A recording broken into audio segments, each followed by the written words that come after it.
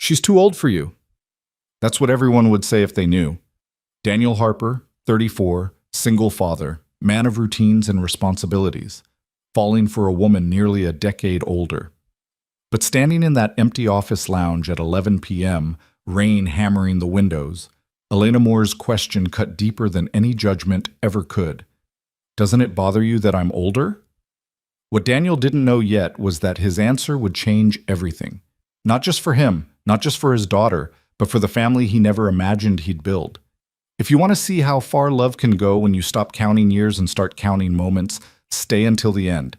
Hit that like button and comment your city below so I can see how far this story travels. The Keurig machine in the fourth-floor break room had been broken for 3 days. Daniel Harper stood in front of it, like a man at a funeral, staring at the blinking red light that seemed to mock his entire existence.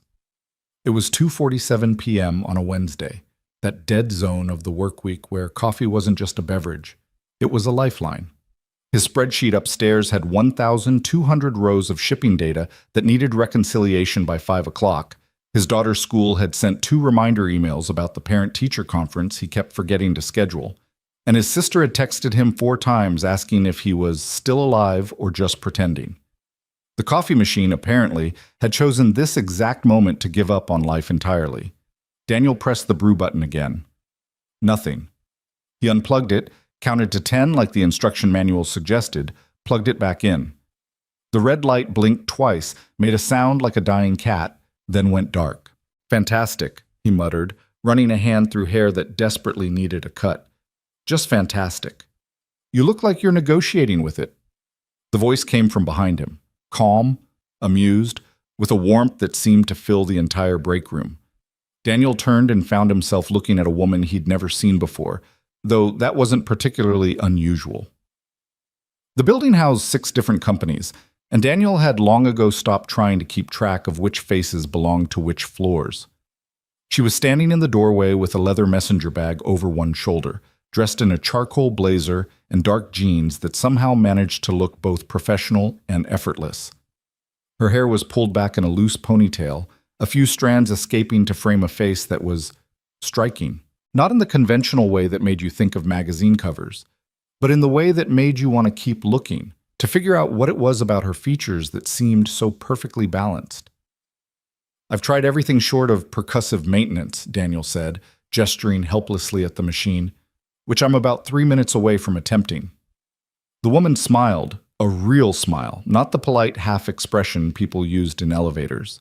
Percussive maintenance, that's a nice way of saying you're about to hit it. I prefer to think of it as mechanical encouragement. She laughed, a sound that was completely unpracticed, and crossed the room. May I? Daniel stepped aside, watching as she set her bag on the counter and examined the machine with the kind of focused attention usually reserved for bomb defusal. She pressed a sequence of buttons he'd never noticed, held down 2 others simultaneously, then waited. The machine hummed, blinked green, started to brew. How did you? Daniel started. The manual's online, she said simply, pulling a mug from the cabinet. Page 17. Most people never make it past page 3. Daniel stared at the now functioning machine like it had just performed a miracle. You read the manual. For a coffee maker, that isn't even yours. I like solving problems. She filled her mug, then glanced at him. You want one? Yes, thank you. Seriously, you just saved my afternoon. She poured a second cup, handed it to him. Their fingers didn't touch, but Daniel was acutely aware of how close they came. Rough day? Is there any other kind? Daniel took a sip, felt the caffeine hit his bloodstream like a prayer being answered. I'm Daniel, by the way, 4th floor, operations. Elena. She didn't offer a floor or department, just that name, simple and complete. 3rd floor, consulting. They stood there for a moment in the kind of comfortable silence that usually took weeks to develop, both drinking coffee, both seemingly in no rush to return to whatever waited for them upstairs. Daniel found himself noticing small details. The thin silver bracelet on her left wrist, the reading glasses tucked into her blazer pocket, the way she held her mug with both hands like she was warming them, even though it was 72 degrees in the building. So, Elena said eventually, operations. That sounds Operational. Daniel laughed despite himself. It's exactly as exciting as it sounds. Logistics coordination, shipping optimization, making sure boxes go from point A to point B without mysteriously ending up in point Q. You? Strategy consulting, which is a fancy way of saying I tell companies things they already know but don't want to admit. Sounds fulfilling. It pays the bills. Elena's expression shifted slightly, something guarded moving behind her eyes. And it keeps me busy. The way she said it, keeps me busy, made Daniel think there was a story there, but he didn't push. He knew the look of someone who'd built walls for good reasons. He'd built plenty himself. Well, he said, raising his mug in a small salute, thanks again for the coffee machine resurrection. You probably saved me from a workplace incident. Elena smiled again, and Daniel noticed for the first time that it didn't quite reach her eyes. Anytime. Good luck with your spreadsheets. She picked up her bag and headed for the door, and Daniel watched her go with a strange feeling he couldn't quite name. It wasn't attraction exactly, or maybe it was, but wrapped in so many layers of other things that he didn't recognize it immediately. Curiosity. Interest. A sense that something had just happened, even if he couldn't define what. The coffee tasted better than it had any right to. Well, that night, after Daniel had picked up his daughter from after-school care, navigated rush-hour traffic with the patience of a saint, and survived the nightly negotiation about whether vegetables counted as real food, he found himself thinking about the woman in the break room. "Daddy, you're not listening." Daniel blinked, refocusing on his 7-year-old daughter, who was giving him the same look she used when he tried to claim that broccoli was actually tiny trees. They were sitting at their small kitchen table, the remains of spaghetti and meatballs between them, and Mia was apparently in the middle of a story about something that had happened at recess. "Sorry, sweetheart. You're right. I zoned out. Tell me again?" Mia sighed with the weight of someone who'd been disappointed by adults many times before. "I said that Jeremy tried to say that his dad could beat up everyone's dad, and I said that wasn't nice because some people don't have dads, and then he said everyone has a dad somewhere, and I said that's not the same thing, and then Mrs. Peterson said we needed to use our inside voices." Daniel felt his chest tighten the way it always did when Mia's mother came up, even indirectly. 3 years since the divorce. 2 years since Sarah had moved to Seattle for a fresh start that apparently didn't include regular visits with their daughter, and it still felt raw. Not because he missed Sarah, that ship had sailed and sunk and been salvaged for parts, but because of moments like this, when he saw Mia grappling with an absence she was too young to fully understand. "You were right," Daniel said carefully. "Having a dad somewhere isn't the same as having a dad who shows up. And you know what? Jeremy probably didn't mean to be hurtful. Sometimes kids say things without thinking. Like adults? Exactly like adults. We're all just kids with bigger bodies and more responsibilities." Mia considered this while twirling spaghetti on her fork with the concentration of a surgeon. "Do you think I'll ever have a mom who shows up?" The question hit Daniel like a physical blow. He set down his fork, reached across the table to take Mia's small hand in his. "You have me, kiddo, every single day, and I know it's not the same, and I'm sorry for that, but I'm here. I'm always going to be here." "I know, Daddy."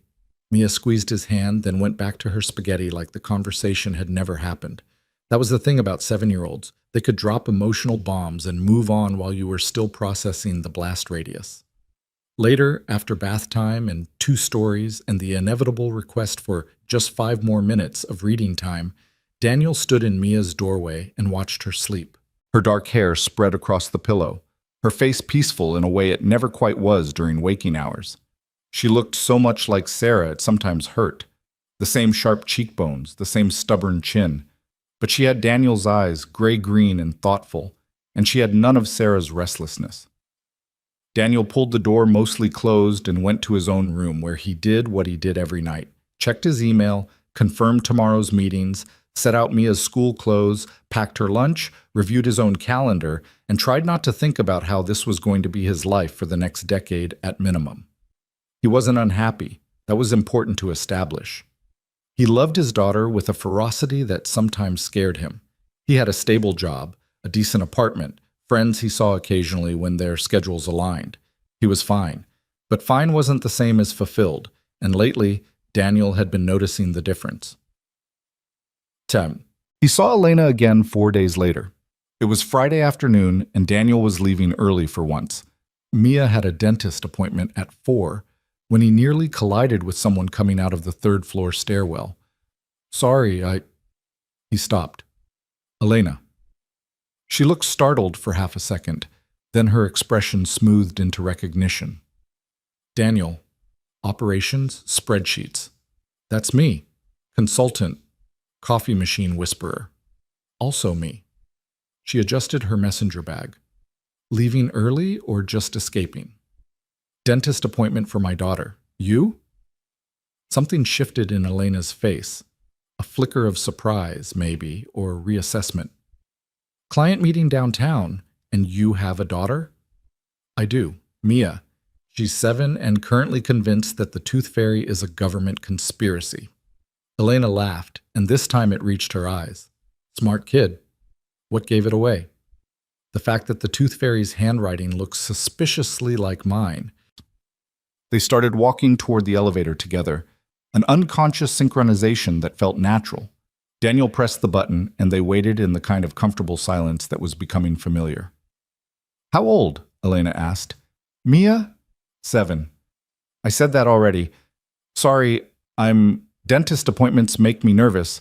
She's never gotten a cavity, and I'm convinced today's the day our streak ends. No, I meant, never mind. Elena shook her head slightly. I'm sure she'll be fine. Kids' teeth are resilient. The elevator arrived. They stepped in. Daniel hit the lobby button. Can I ask you something? Elena said suddenly. Sure. Do you ever feel like you're living the same day over and over? Like you've optimized yourself into a routine so efficient that there's no room left for anything unexpected? Daniel looked at her, really looked at her, and saw something he recognized. A kind of quiet exhaustion that had nothing to do with being tired and everything to do with being stuck. Every day, he said honestly. But then something unexpected happens, like a coffee machine breaking down. Elena held his gaze for a moment, and Daniel felt something shift in the air between them. Not attraction, not yet, but possibility. The sense that maybe, just maybe, there were other people in the world who understood what it felt like to have built a life that worked perfectly on paper and felt completely hollow in practice. The elevator opened. They walked out together. Well, Elena said when they reached the parking garage entrance. Good luck with the dentist. I hope the Tooth Fairy conspiracy remains unconfirmed. Good luck with your client. I hope they listen to things they don't want to admit. She smiled. A real smile, warm and genuine. And Daniel watched her walk to her car with that same strange feeling from before, like something was beginning, even though nothing had actually happened. Bad. Over the next 3 weeks, Daniel and Elena kept running into each other. Not every day, not even every week, but enough that it stopped feeling coincidental and started feeling like something else. Like the universe was gently insisting they pay attention. They talked in the break room about work frustrations, Elena's impossible clients, Daniel's nightmare shipping delays. They compared notes on the best coffee shops near the office, debated the merits of different project management software, complained about the building's unpredictable heating system. Surface-level conversations, the kind you had with friendly acquaintances. But underneath, Daniel felt something else building. A comfort, an ease. The way Elena listened, really listened, not just waited for her turn to talk, reminded him of why he'd fallen in love with Sarah all those years ago. But it was different too, calmer, less urgent, like someone who'd already learned the hard lessons and came out the other side. It was during their 5th or 6th conversation, standing by the 4th-floor windows on a gray Tuesday afternoon, that Daniel started to wonder about Elena's age. She'd mentioned working in consulting for almost 15 years, which would put her well into her 30s at minimum. She referenced events and cultural touchstones from the late 90s and early 2000s with the specificity of someone who'd been an adult then, not a teenager. And there was something in the way she carried herself, a settledness, a comfort in her own skin that spoke of experience. Not that it mattered. Daniel reminded himself of this several times. Age was just a number, and they were just friendly colleagues who occasionally talked by the coffee machine. Except it did matter, in a way he couldn't quite articulate, because the more time he spent with Elena, the more he realized he was attracted to her. Not in the sudden, overwhelming way of his early 20s, but in the slow, inevitable way of someone who'd learned to recognize compatibility when he saw it. Earth to Daniel. He blinked. Elena was watching him with an amused expression, one eyebrow raised. Sorry, he said. Long morning. What were you saying? I was asking if you'd ever considered leaving operations for something else. You mentioned wanting to travel more. Had he mentioned that? Daniel searched his memory and found the conversation from last week, when he'd told Elena about Mia's obsession with National Geographic documentaries and his own regret that he'd never taken her anywhere more exotic than Chicago. I think about it sometimes, he admitted. But stability matters more right now. Mia needs consistency, especially after her mom. He trailed off, realized he'd never actually told Elena about the divorce. After her mom, what? Daniel hesitated, then figured there was no point in hiding it. Left 2 years ago. Moved to Seattle. Calls maybe once a month. It's complicated. Elena's expression softened with something that looked like understanding. I'm sorry. That must be hard for both of you. It was. It is. But we're managing. Daniel shrugged, uncomfortable with his own vulnerability. Anyway, stability. That's the priority. Stability's good, Elena said quietly. Stability's underrated. The way she said it made Daniel think there was a story there too, loss maybe, or disappointment, or just the accumulated weight of choosing safety over risk. He wanted to ask, but something in her posture told him this wasn't the moment. Instead, he said, What about you? Ever think about leaving consulting? Every day? Elena smiled, but it was tired. But like you said, stability matters, and I've built a good life. Independent, quiet, no complications. No complications sounds nice. It sounds nice, Elena agreed, until it starts feeling lonely. The confession hung between them, honest and raw, and Daniel found himself wanting to reach out, to touch her hand, to say something that would acknowledge the weight of what she'd just shared. But before he could, Elena's phone buzzed. She checked it, sighed. Client emergency. I should go. Yeah. I hope it's not too painful. It's always painful. That's why they pay me. Elena gathered her things, then paused. Daniel? Yeah. Thanks for listening. I don't usually talk like this. Me neither. They stood there for a moment and Daniel saw it clearly, the connection between them, fragile and new, but undeniably real. Elena saw it too. He could tell by the way her eyes lingered, the way she seemed reluctant to leave. Then she left, and Daniel went back to his spreadsheets, and the afternoon continued like nothing had changed. Except everything had changed, because Daniel could no longer pretend he saw Elena as just a friendly colleague. And judging by the way she'd looked at him, careful, considering, almost afraid, Elena knew it too. The shift happened on a Thursday evening 3 weeks later.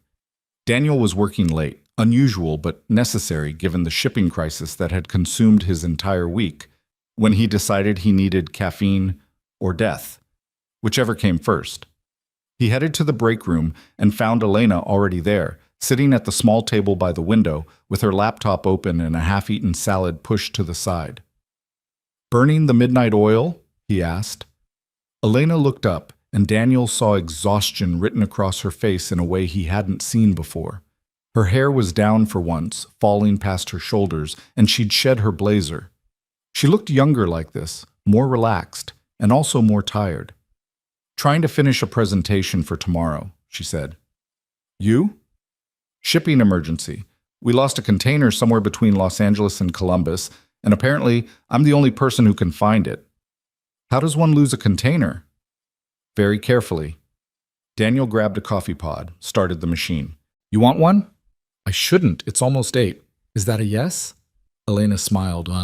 It's a yes. Daniel made 2 coffees, brought them to the table, and sat down across from Elena without asking permission. She didn't object, just closed her laptop and accepted the mug with both hands in that way she had. Can I ask you something? Daniel said. That depends on the question. How do you do it? The consulting thing, telling people hard truths all day, every day. Doesn't it wear you down? Elena considered this while she sipped her coffee. It does. But someone has to do it, and I'd rather be the person who tells the truth than the person who pretends everything's fine when it isn't. That's very noble. It's very exhausting. Elena set down her mug. But I chose it. After my marriage ended, I needed something that felt solid, controllable. Consulting gave me that. Daniel felt his heart rate pick up slightly. Marriage, past tense. How long ago? 6 years. Yes. We were married for 8. He wanted kids. I didn't. Or, I did, but not with him. Not in the life we'd built together. That's a terrible thing to realize when you're 34 and you've already invested a decade in someone. The math clicked into place in Daniel's head, sudden and clear. 34, 6 years ago. Which meant Elena was... I'm 43, Elena said, as if reading his mind. In case you were wondering. Daniel had been wondering, but hearing the number out loud still surprised him. Not because Elena looked older, she didn't particularly, but because it meant there was almost a decade between them. 9 years, nearly 10. Oh, he said, because what else was there to say? Elena's expression closed slightly, a door swinging shut. Yeah, oh. I didn't mean... It's fine. Elena stood up, started gathering her things. I should finish this presentation. Elena, wait. Daniel stood too. It doesn't what? Elena turned to face him, and Daniel saw something vulnerable in her eyes, something that looked like anticipation of rejection. Doesn't matter? Doesn't bother you? Be honest, Daniel. I'm too old to pretend age gaps don't mean things. Daniel felt like he was standing on the edge of something important, a moment that would define everything that came after. He could laugh it off, make a joke, let Elena leave with her walls intact, or he could be honest. I was going to say it doesn't change anything, he said quietly, about how I feel when I talk to you, which is interested, more than interested, but I wasn't sure if that was something you'd even want to. Elena stared at him. Daniel, I'm 9 years older than you. I can do math. You have a daughter. I'm aware. Elena stopped, seemed to be searching for words. I'm past the age where I can pretend complicated is romantic. I know what I want. Stability, peace, no drama. And you're in the middle of your life. You're raising a child. You should be with someone who what? Who's younger? Who fits some imaginary timeline better? Daniel took a step closer. Elena, I'm not interested in theoretical compatibility. I'm interested in you. The person I've been talking to for the past month. The person who fixes coffee machines and reads manuals and tells hard truths for a living. That person. Elena's defenses wavered. Daniel saw it happen, saw the moment her careful control cracked just enough to let something else through. I don't do casual, she said finally. I can't. I'm too old for games. I don't want casual. I haven't wanted casual since I was 22 and stupid. Then what do you want? The question hung between them, enormous and unavoidable.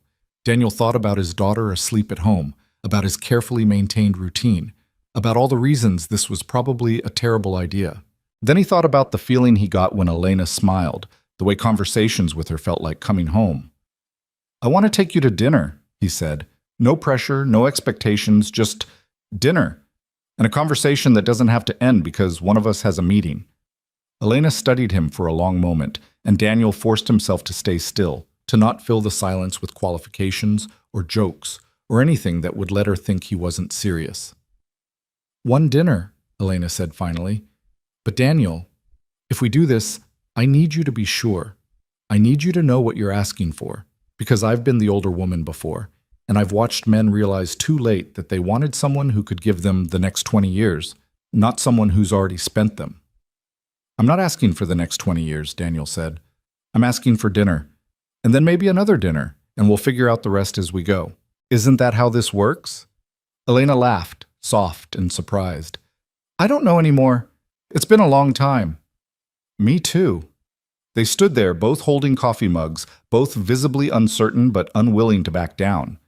Outside, Columbus was settling into evening, streetlights flickering on, traffic thinning. Inside the break room, the fluorescent lights hummed their usual song. "Saturday," Elena said. 7 o'clock. There's an Italian place on High Street that doesn't try too hard. I'll need to find a babysitter." "Is that a problem?" "No, I'll make it work." Daniel smiled. "Saturday, 7. Italian food that doesn't try too hard." "It's a date," Elena said, then immediately looked like she regretted the phrasing. "I mean, it's a date," Daniel agreed. "A real one." Elena nodded, gathered her laptop and bag, and headed for the door. But before she left, she turned back. "Daniel, for what it's worth, I'm interested too, more than I planned to be." Then she was gone, and Daniel was alone with his coffee and the sudden, overwhelming realization that he'd just asked out a woman he barely knew who was 9 years older than him, and he had absolutely no idea what he was doing. He was also pretty sure it was the best decision he'd made in years. Saturday arrived with all the subtlety of a freight train.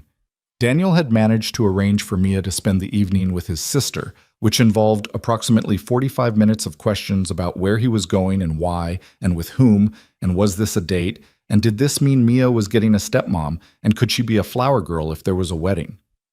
"It's one dinner," Daniel had repeated for the 6th time while packing Mia's overnight bag. "That's all. Don't make it weird." "You're making it weird by saying not to make it weird," Mia pointed out with the devastating logic of a 7-year-old. She wasn't wrong. Now, standing in front of his bathroom mirror at 6:30 p.m., Daniel was experiencing a level of anxiety he hadn't felt since his first date with Sarah 12 years ago. Was the shirt too formal? Too casual? Should he have gotten a haircut? Was cologne too much? Not enough? His phone buzzed. His sister. "Stop panicking. You look fine. She already said yes, which means she likes you. Now go have fun and stop overthinking everything." Daniel texted back, "I'm not panicking." His sister. "You texted me 3 times asking if blue or gray shirt. You're panicking. Blue. Definitely blue." And breathe. He chose the blue shirt. The Italian restaurant Elena had suggested was small and warm, the kind of place where the owner knew half the customers by name and the menu hadn't changed in 20 years. Daniel arrived 10 minutes early, which gave him plenty of time to second-guess everything. But then Elena walked in and all the nervous energy condensed into a single, clear thought. God, she's beautiful. She was wearing a dark green dress that somehow managed to be elegant and simple at the same time. Her hair loose around her shoulders, minimal makeup. She looked nervous too, which helped. "Hi," she said when she reached the table. "Hi." But Daniel stood, considered going in for a hug, decided on a handshake, then realized that was ridiculous and just gestured at the chair. "You look great." "You too." Elena sat down, and they both immediately grabbed their water glasses like they were life preservers. For about 30 seconds, it was awkward. Then the waiter came and they ordered wine, and Elena made a comment about how the menu's font was aggressively serif, and Daniel laughed, and just like that, they fell back into the easy conversation that had made him want this date in the first place. They talked about work, about Columbus, which Elena had moved to 5 years ago for a job and somehow never left, about their respective divorces, Elena's amicable but sad, Daniel's messy but necessary, about the strange experience of rebuilding a life from scratch in your 30s. "I thought I had it all figured out," Elena said over pasta. "The timeline, career by 30, marriage by 32, kids by 35. And when it all fell apart, I had to figure out who I was without that plan. That was harder than the divorce itself." "Did you figure it out?" "Mostly. I learned I value peace more than excitement, independence more than partnership, control more than spontaneity." Elena paused. "Which is why this," she gestured between them, "is terrifying." "Because it's not controlled?" "Because I want it to be something it might not be able to be." Daniel set down his fork. "What do you want it to be?" Elena met his eyes, and he saw the same vulnerability from the break room, raw and honest. "I want it to be real. Not a midlife crisis. Not you trying to prove something about age gaps. Not me trying to recapture something I lost. Just Real. It is real, Daniel said. At least for me. I haven't felt this interested in someone in years. Maybe ever. And yes, you're older than me. But that's not why I like you. I like you because you're smart and honest and you actually listen when people talk. I like you because you fix coffee machines and read manuals and you don't pretend to be something you're not. But what about... Elena stopped, started again. Daniel, I'm 43. I'm not going to give you more kids. I'm not going to be the young partner who has energy for everything. My life is settled, quiet. Are you okay with that? Are you okay with the fact that my life isn't quiet? That I have a daughter who comes first always? That I can't be spontaneous because everything requires planning? That my ex-wife might decide to blow back into town at any moment and complicate everything? Elena smiled slightly. When you put it that way, we both sound like disasters. We sound like adults with baggage. Is there a difference? Not really. They laughed and the tension broke, and Daniel felt something settle in his chest. This was right. Complicated, maybe. Unconventional, definitely. But right. The conversation shifted to lighter topics, books they'd read, movies they'd hated, the absolute worst clients Elena had ever worked with, Mia's latest theory about the Tooth Fairy's connection to the CIA. She sounds amazing, Elena said. She is. She's also exhausting and dramatic and convinced she's smarter than me, which she probably is. Would I... Elena hesitated. Would I get to meet her? Eventually? The question made Daniel's heart skip. Do you want to? I don't know. Maybe. If this, Elena gestured vaguely, becomes something worth meeting over. Fair enough. Daniel signaled for the check. For what it's worth, I think she'd like you. You have the same energy. Calm but competent. Is that your type? Calm but competent? I didn't think I had a type. But apparently yes. They split the check despite Daniel's protests, walked out into the cool October evening. The street was quiet, just a few people walking by, a distant siren, the ambient noise of a city settling into Saturday night. So, Elena said, standing by her car, that was dinner. That was dinner, Daniel agreed. It was good, really good. It was. Elena looked at him, and Daniel saw her making a decision. Do you want to do it again? Yes. Absolutely yes. Even though I'm Elena. Daniel stepped closer, close enough to see the flecks of gold in her brown eyes. The age thing, it doesn't bother me. Not the way you think it should. Maybe I'm naive. Maybe I'm missing something. But right now, standing here with you, the only thing I care about is that I want to see you again, and again after that. And we'll figure out the complicated parts as we go. Elena exhaled slowly, like she'd been holding her breath. Okay, another dinner, and maybe coffee during the week. And maybe walks when we're both working late. And maybe actual conversations about what we want this to be. All of that, Daniel said. I'm in for all of that. They stood there for another moment, and Daniel thought about kissing her. The timing felt right. The mood felt right. But something held him back. Maybe the sense that they had time, that rushing would undermine everything they'd just agreed to. Elena seemed to be thinking the same thing because she smiled and said, I should go. Early client meeting tomorrow. On a Sunday? Consultants don't get weekends. You should know this by now. Noted. Elena unlocked her car, then turned back. Daniel, thank you for being honest, for not making this weird. We're absolutely making this weird, but in a good way. She laughed, got in her car, and drove away, leaving Daniel standing on High Street with the feeling that his carefully controlled life had just become beautifully, terrifyingly uncontrolled. And for the first time in years, he was completely okay with that. The second date happened on a Wednesday evening, which felt appropriately unconventional for a relationship that was already breaking several unspoken rules. They met at a coffee shop near the office, one of those places that took itself very seriously with its single-origin beans and Japanese pour-over methods.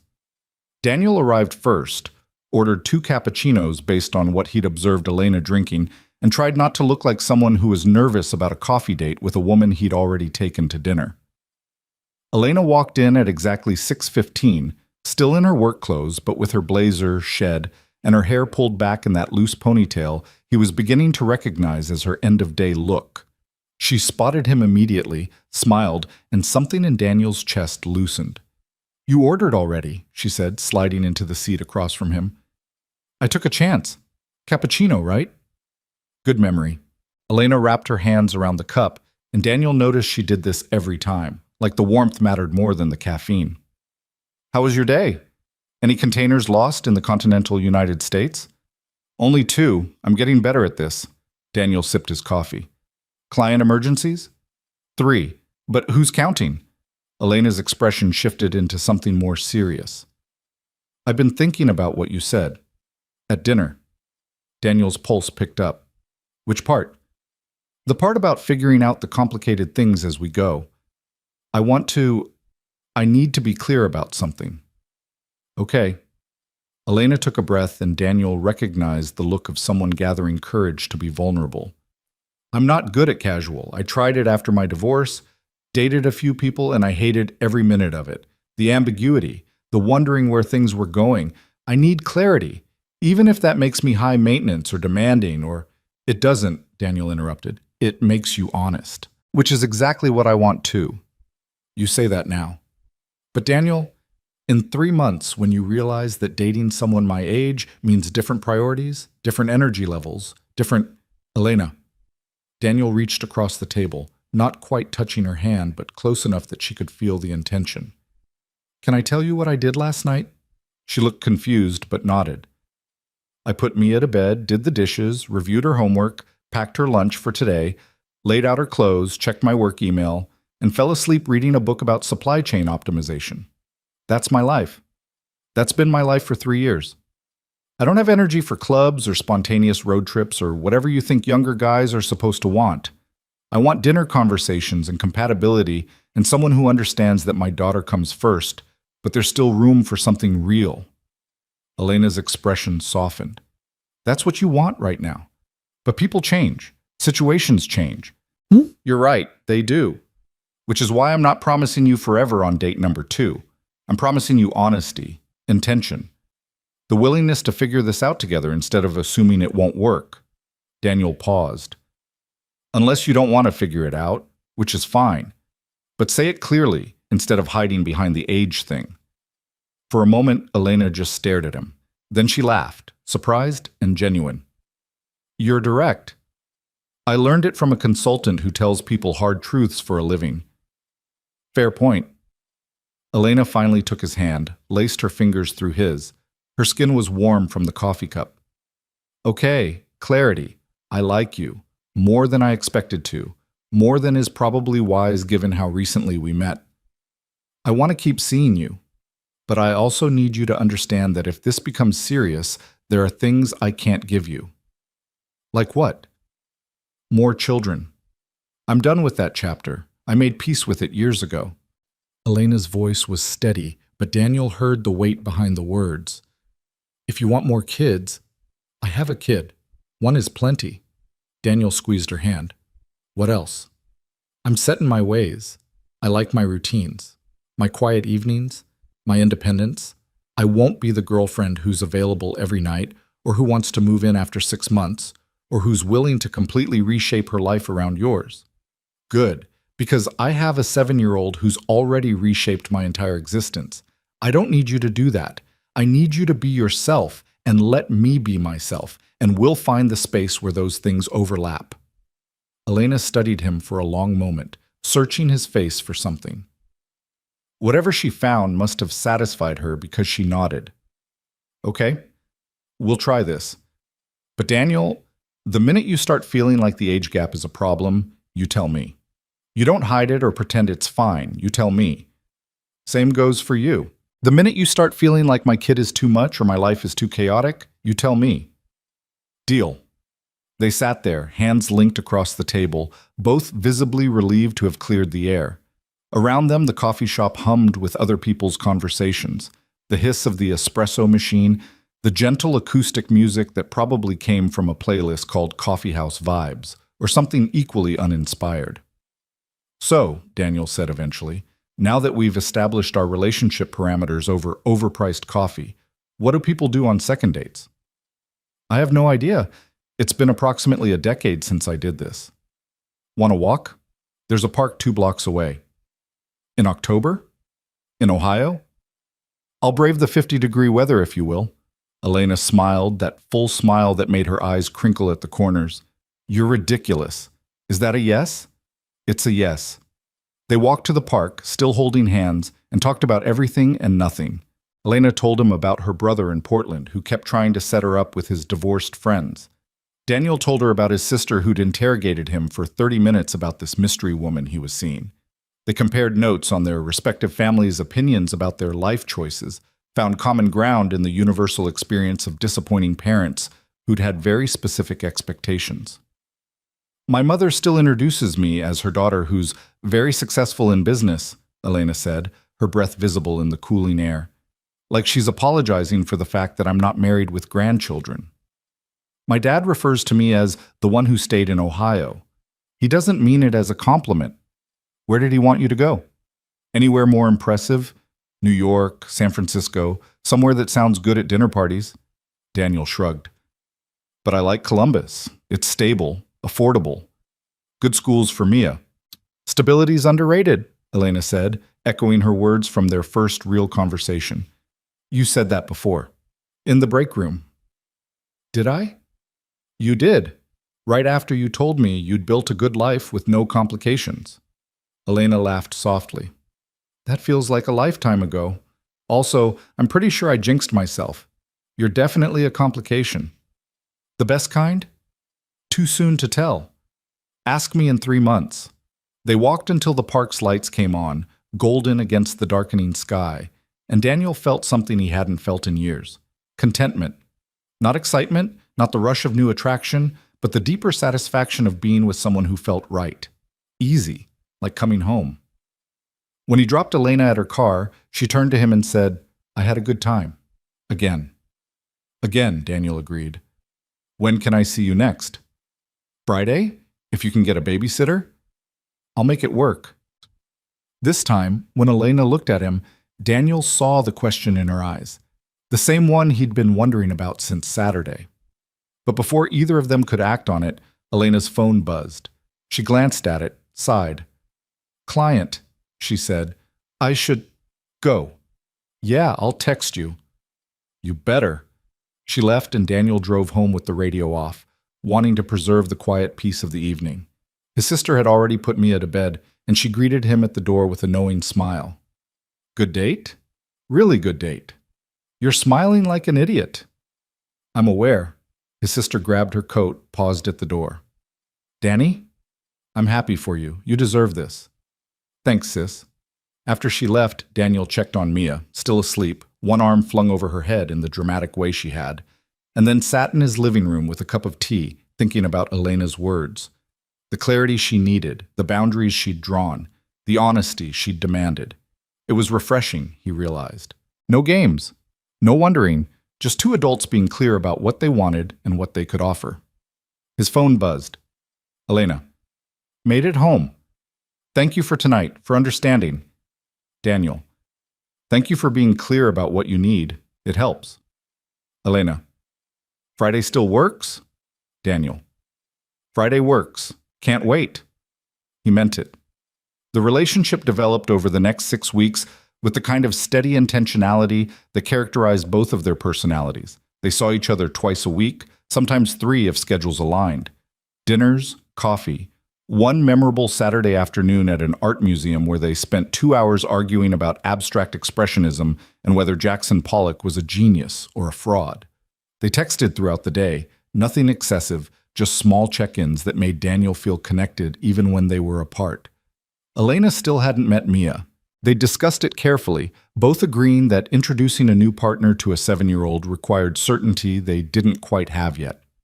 But Daniel talked about his daughter constantly, and Elena listened with genuine interest, asking questions about Mia's school projects and friendship dramas, an ongoing investigation into the Tooth Fairy conspiracy.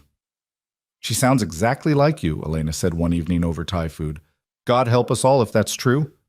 I mean it. The way you describe her, methodical, questioning everything, needing things to make sense. She gets that from you. Daniel considered this.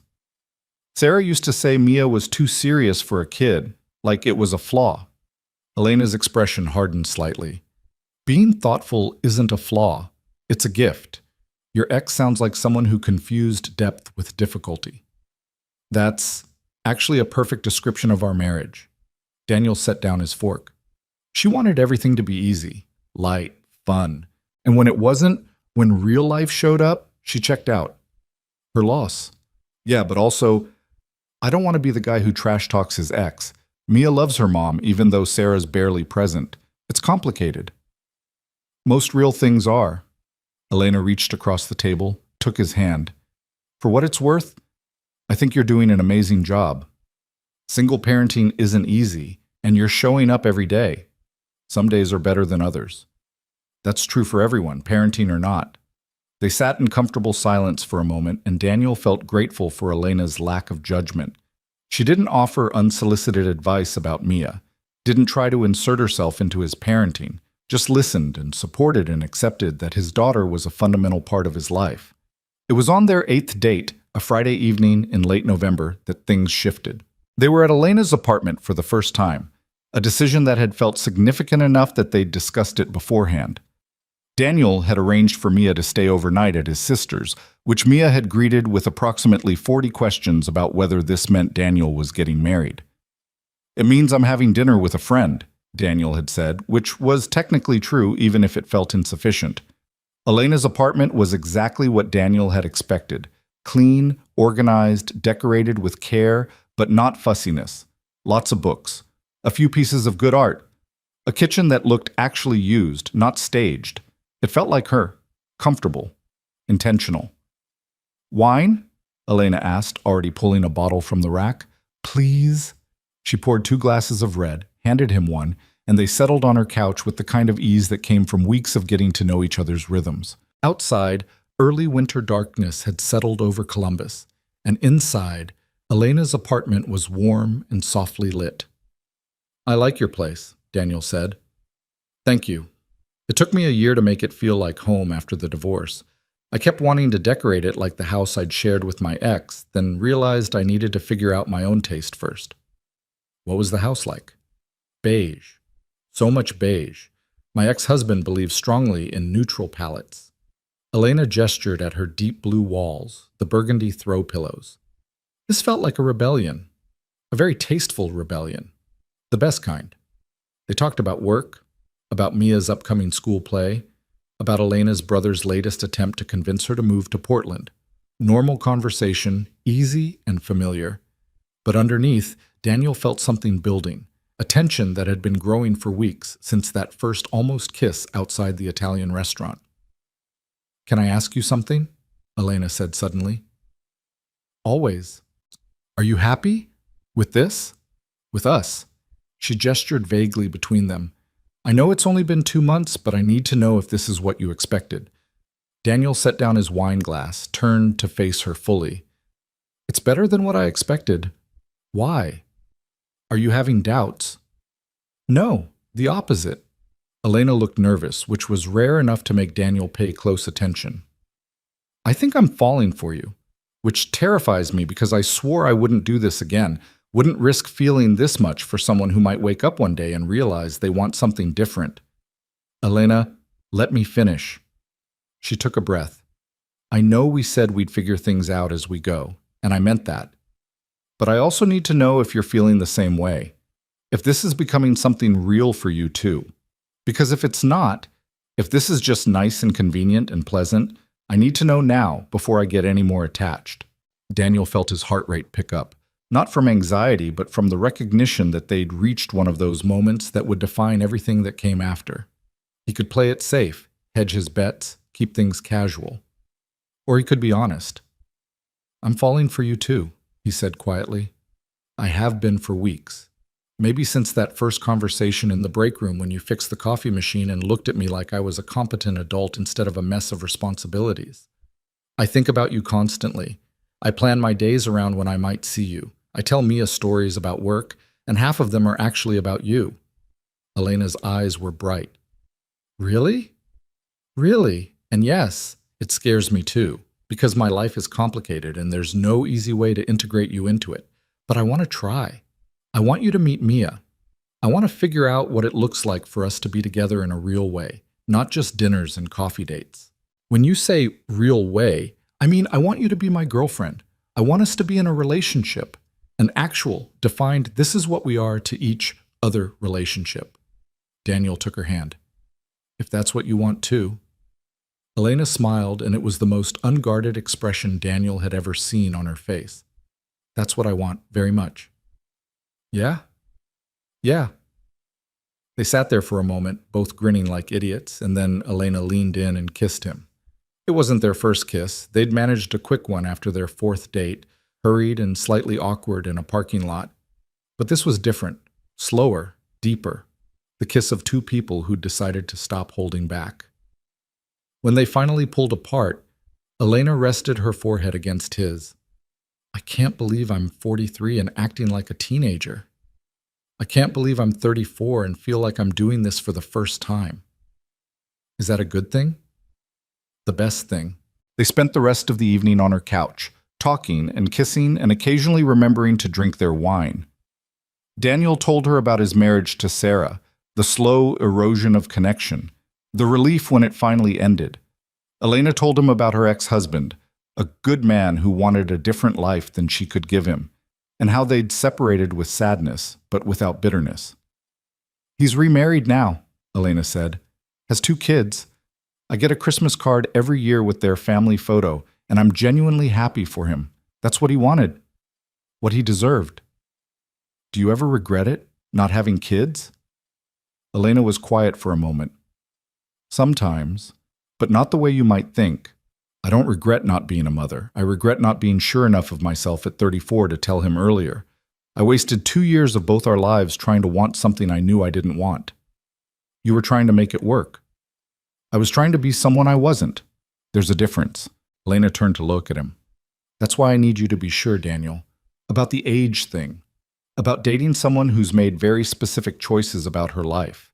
Because I won't change my mind. I won't suddenly decide I want kids or that I'm willing to start over in some fundamental way. This is who I am.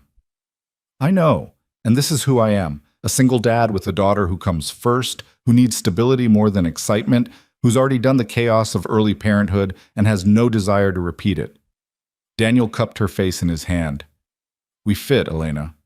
Not despite our baggage, but because of it. We both know what we want, what we don't want. We're both past the age of pretending. When did you get so wise? I've been practicing. Elena kissed him again, and this time there was less hesitation, more certainty. They were doing this, really doing this, building something together. When Daniel finally left around midnight, promising to text when he got home, Elena walked him to the door and said, Next time Mia's with your sister, stay. Daniel's heart skipped. Yeah? Yeah, if you want to. I want to. Good. He drove home with the radio loud, feeling 25 and invincible despite being neither. His sister was still awake when he arrived to pick up Mia, and she took one look at his face and grinned. That good, huh? Better? I'm happy for you, little brother. You deserve someone who makes you smile like that. Daniel gathered his sleeping daughter from the guest room, carried her to the car with practiced ease, and drove home through empty Columbus streets. Mia woke up just enough to ask if they were home yet, then fell back asleep against his shoulder as he carried her inside. After tucking her in, Daniel sat in his own bed and texted Elena. Made it home. Thank you for tonight, for everything. Elena, thank you for being brave enough to ask for what you want. Sleep well. Daniel, you too. See you Monday? Elena, coffee at 10? Daniel, it's a date. He fell asleep still smiling, already counting the hours until he'd see her again. The weeks that followed were a crash course in integrating 2 separate lives. Daniel and Elena fell into a rhythm.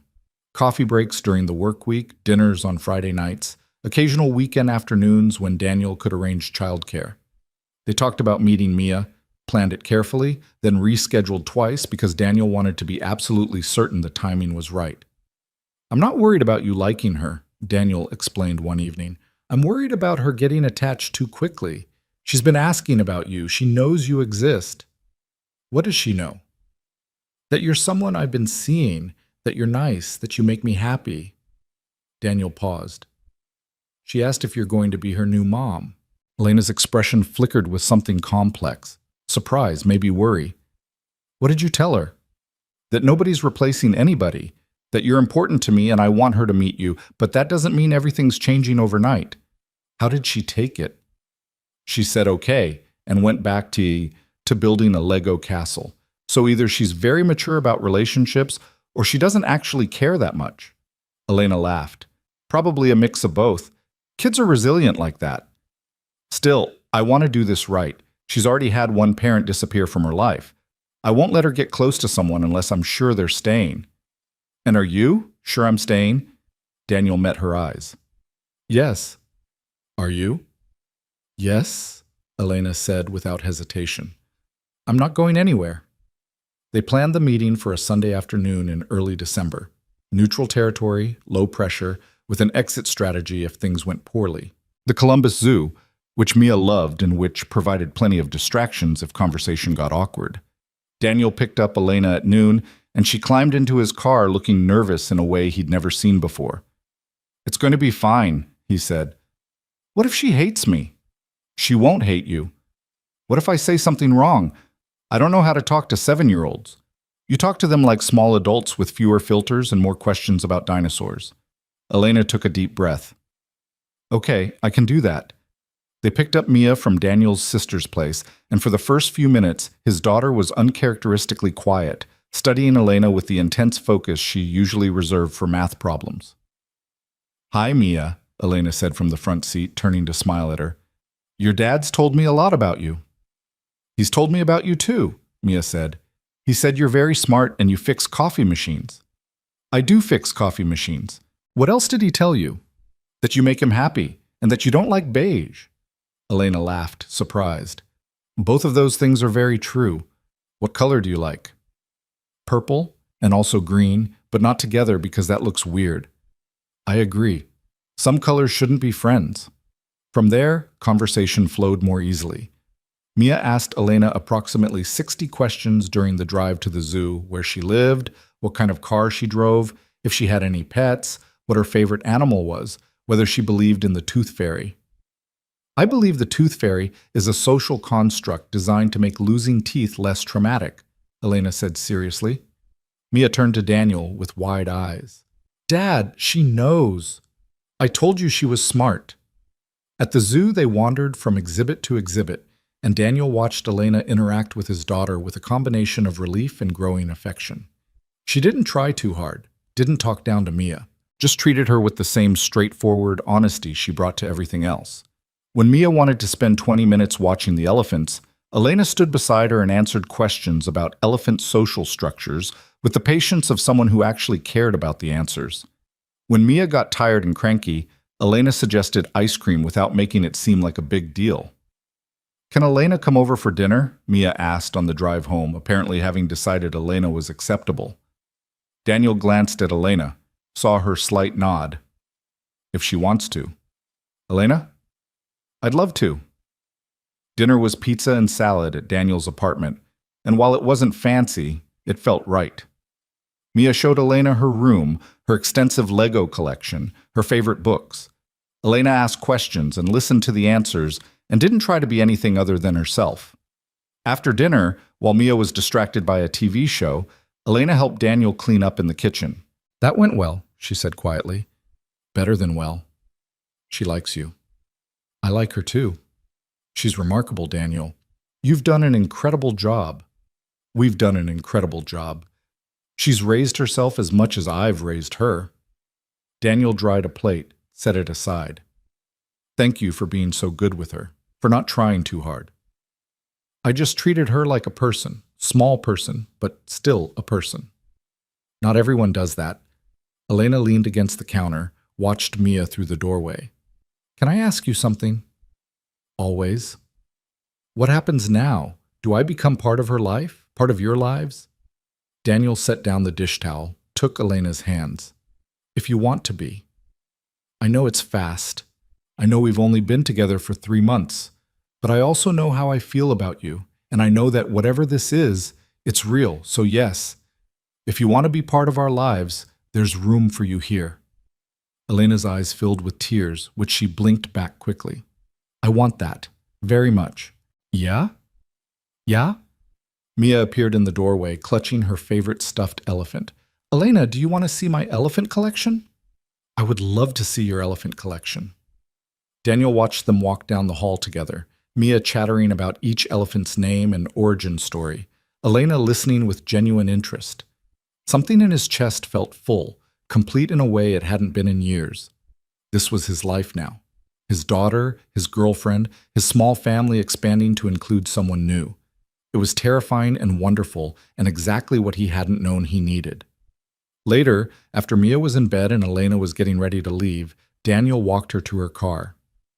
She's amazing, Elena said. Truly, you should be very proud. I am, and thank you for today, for being yourself. That's the only person I know how to be. I know. It's one of the things I love about you. The word hung between them, love, unintentional but undeniable. Elena's eyes widened slightly. Did you just... I did, and I meant it. Daniel's heart was racing, but he kept his voice steady.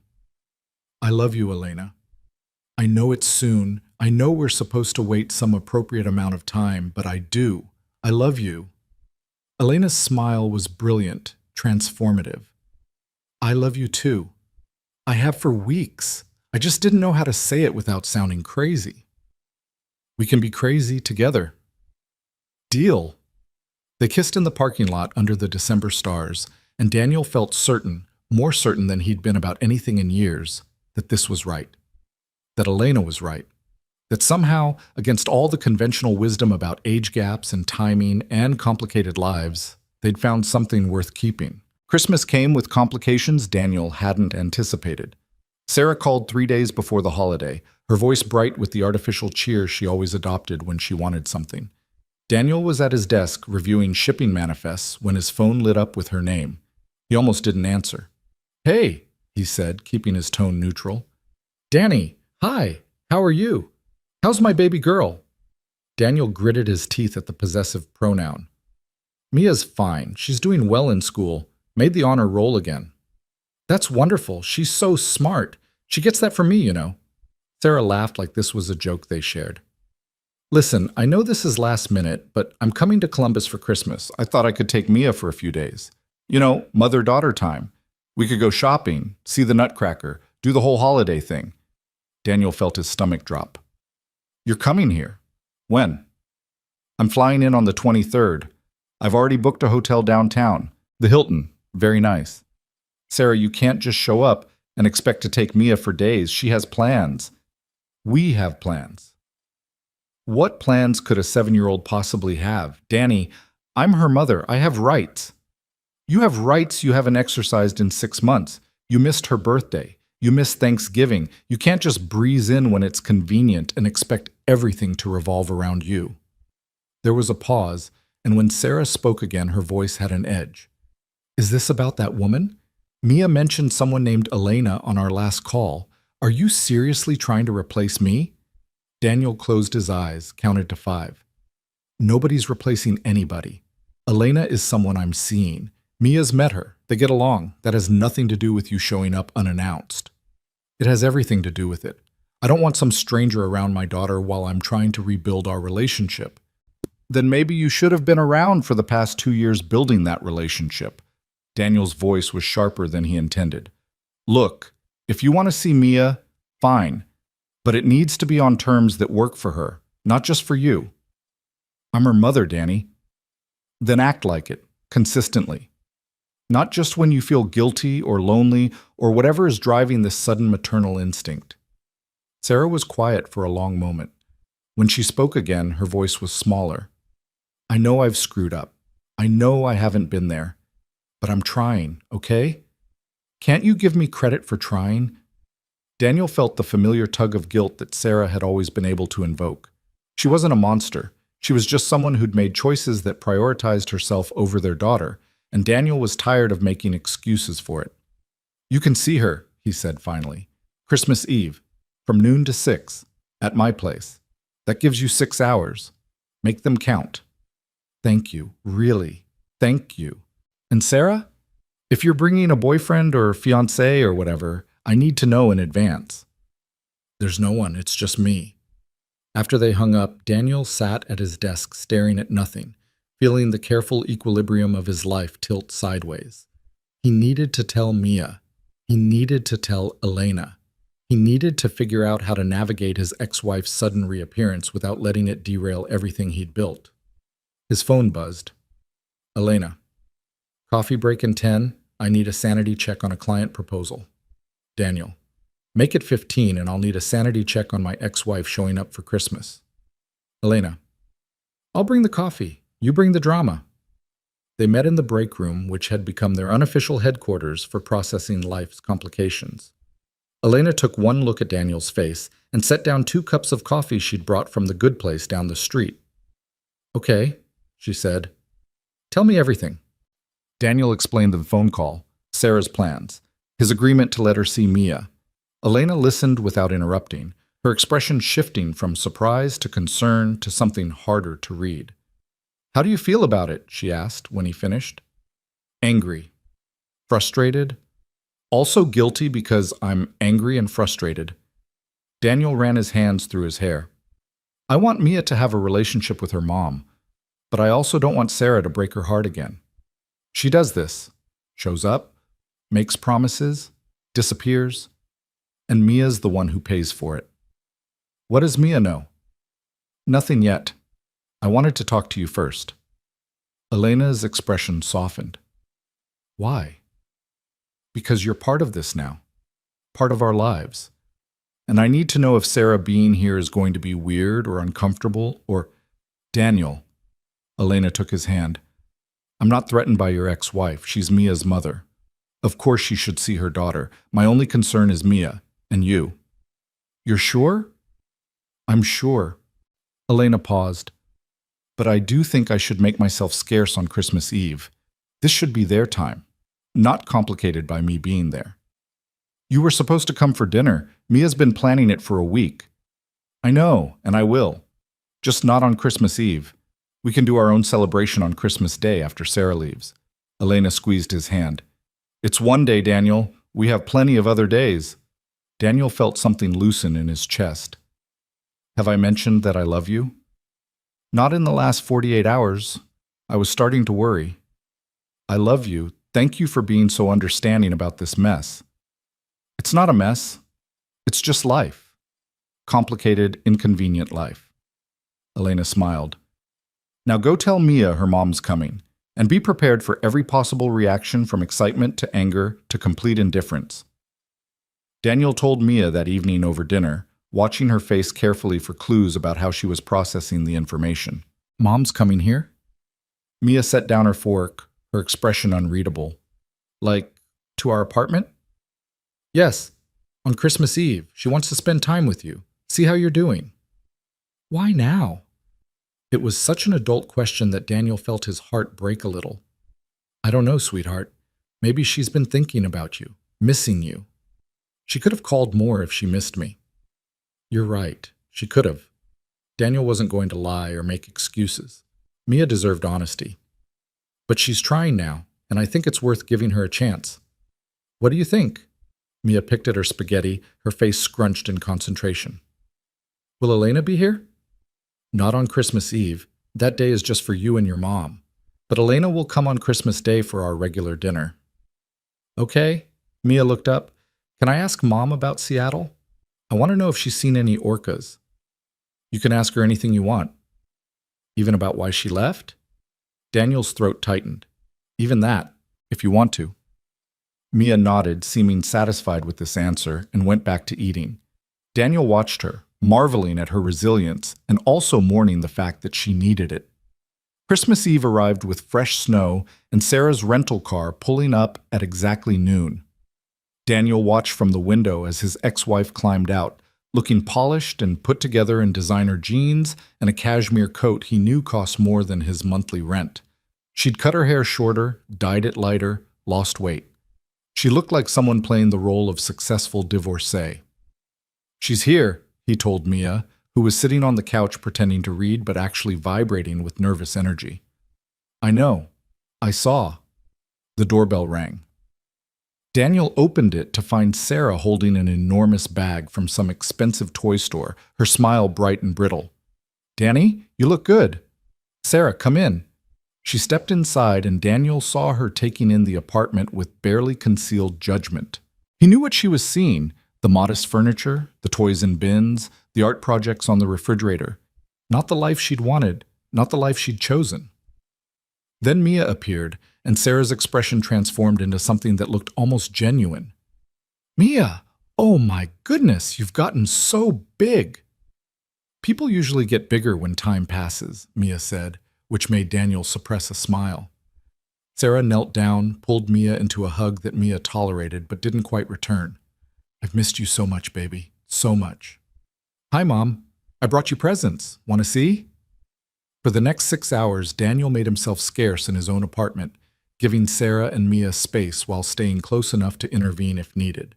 He caught fragments of conversation, Sarah talking about Seattle, about her job, about the amazing restaurants and coffee shops. Mia asking careful questions, her voice giving away nothing. Around 3 o'clock, he heard Mia ask, Are you coming back to Columbus? Oh, honey, my whole life is in Seattle now. My job, my apartment, everything. But I'm going to visit more, I promise. And maybe you can come stay with me in the summer. You said that last year. I know, and I'm sorry I didn't follow through, but this time will be different. Daniel listened to this exchange from the kitchen, his hands gripping the counter, fighting the urge to walk in and call Sarah out on promises she probably wouldn't keep. But Mia needed to navigate this relationship herself, needed to learn who her mother was with clear eyes. When 6 o'clock came, Sarah seemed reluctant to leave. She hugged Mia multiple times, took approximately 40 photos, extracted promises that Mia would call her more often. Can I talk to you? Sarah asked Daniel, gesturing toward the door. They stepped into the hallway, and Sarah's polished veneer cracked slightly. She's amazing, Sarah said. So smart and mature and self-possessed. You've done an incredible job. Thank you. I mean it, Danny. I know I haven't been there. I know I've failed her. But seeing her today, Sarah's eyes filled with tears. I want to be better. Do better. Then do it. Don't tell me. Don't tell her. Just do it. Sarah nodded, wiped her eyes. This Elena person, is it serious? Very serious. Does Mia like her? Very much. Good. That's good. Mia deserves stability. People who show up. Sarah's voice broke slightly. Even if I can't be that person. Daniel felt an unexpected wave of compassion. You could be, Sarah, if you wanted to, but it requires consistency, not grand gestures, just showing up regularly. I know. She straightened her shoulders, pulled herself together. I'm flying out tomorrow, back to real life, but I'll call every week, I promise. Mia will appreciate that. After Sarah left, Daniel found Mia sitting on the couch, staring at the pile of presents her mother had brought. Expensive toys, designer clothes, things that screamed guilt. You okay, kiddo? She's not coming back, is she? I mean, she'll visit maybe, but she's not moving here. She's not going to be like Elena. Daniel sat beside her, pulled her close. Probably not, no. Your mom loves you, but she loves her life in Seattle more. That doesn't mean you're not important. It just means people make choices, and sometimes those choices hurt other people. I know. Mia leaned against him. I'm not sad. I was sad before, but now I'm just used to it. The casual acceptance in her voice nearly broke Daniel's heart. 7 years old and already resigned to her mother's absence. He held her tighter, wishing he could shield her from this particular pain. Elena's coming tomorrow, right? Mia asked. Right. For Christmas dinner, like we planned. Good. I like when Elena's here. She makes things feel normal. Christmas Day was quieter, gentler. Elena arrived at noon with homemade cookies and a carefully chosen present for Mia. A telescope, because Mia had mentioned wanting to study constellations. Not expensive, not showy, just thoughtful. This is perfect, Mia breathed, already reading the instruction manual. Dad, can we set it up tonight? Absolutely.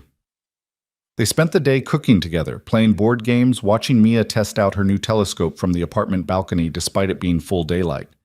Elena fit into their rhythm like she'd always been there, and Daniel found himself watching her with Mia, feeling grateful for the calm certainty she brought to their lives. That night, after Mia was asleep and Elena was getting ready to leave, Daniel walked her to her car through the fresh snow. Thank you, he said, for yesterday, for giving us space, for today, for being exactly what we needed. I didn't do anything special. You did. You showed up, consistently, no drama, no demands, just steady presence. Daniel pulled her close. Mia said you make things feel normal. That's not nothing. Elena rested her head against his chest. She's a remarkable kid, Daniel. What Sarah said was true. You've done an incredible job. We're doing an incredible job, present tense, team effort. Are we a team? I think we became a team the minute you fixed that coffee machine. Daniel kissed her forehead. Move in with me. Elena pulled back, eyes wide. What? The words had come out without planning, but Daniel didn't take them back. Move in with us. With me and Mia.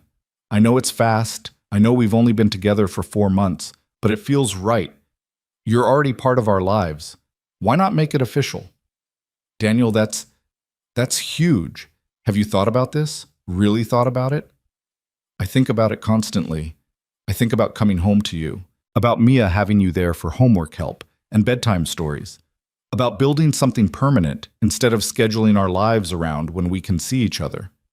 Elena was quiet, and Daniel felt panic start to creep in. Maybe he'd pushed too hard, too fast. Maybe Elena wasn't ready for this level of commitment. I need time, Elena said finally, to think about it, to make sure it's the right move, not just for us, but for Mia. She's been through so much. I don't want to disrupt her life if I'm not absolutely certain I'm staying. Are you certain? About my feelings for you, completely. About moving in after 4 months? I need to think. Elena cupped his face in her hands. Give me a week. Let me process this properly. Can you do that? Of course. I'm sorry, I shouldn't have ambushed you. You didn't ambush me. You were honest. That's what I love about you. Elena kissed him softly. 1 week. Then we'll talk, really talk, about logistics and timelines and what this would mean for all of us. Daniel watched her drive away, hope and anxiety warring in his chest. He'd put himself out there, asked for what he wanted. Now all he could do was wait. The week crawled by with agonizing slowness. Daniel and Elena still saw each other, still texted throughout the day, but there was a new weight to their conversations, an awareness that they were standing on the edge of something significant. On New Year's Eve, exactly 1 week after Daniel's proposal, Elena came over after Mia was asleep. She looked nervous, clutching a folder Daniel recognized as the kind she used for client presentations. Did you make a PowerPoint about moving in? He asked, trying to lighten the mood. I made lists, pro and con lists, logistics lists, questions I need answered lists. Elena set the folder on the kitchen table. I'm a consultant. This is how I process major life decisions. Okay, let's see the lists. For the next 2 hours, they went through everything. Financial arrangements, space considerations, how to explain the change to Mia, what it would mean for Elena's independence, how to handle disagreements, what would happen if things didn't work out. I need my own space, Elena said. I can't be absorbed into your life completely. I need a room that's mine, an office, a studio, something. The second bedroom, Mia barely uses it. It's yours. And I need to keep some separation between my work life and home life. I can't be on call for Mia duty 24/7. I love her, but I'm not trying to be her mother. I would never ask you to be. You're Elena. That's enough. They worked through every concern, every potential conflict, until the folder was covered in notes and the clock showed it was nearly midnight. So, Daniel asked, what's the verdict? Elena looked at him, and Daniel saw the moment she made her decision, the shift from analysis to certainty. Yes, she said. I'll move in, but we do this carefully, slowly. We talk to Mia together. We set clear boundaries. We give ourselves permission to adjust if something isn't working. Yes to all of that. And Daniel, if this doesn't work, if we try and it's too much too fast, we don't just drift apart. We talk about it, honestly, before anyone gets hurt. Agreed. Outside, fireworks started going off as Columbus celebrated the new year. Daniel pulled Elena close, kissed her as the city exploded with light and sound. Happy New Year, he said against her lips. Happy New Year. Happy new chapter. The best chapter. They told Mia the next morning over breakfast. Daniel had been prepared for questions, concerns, maybe even resistance.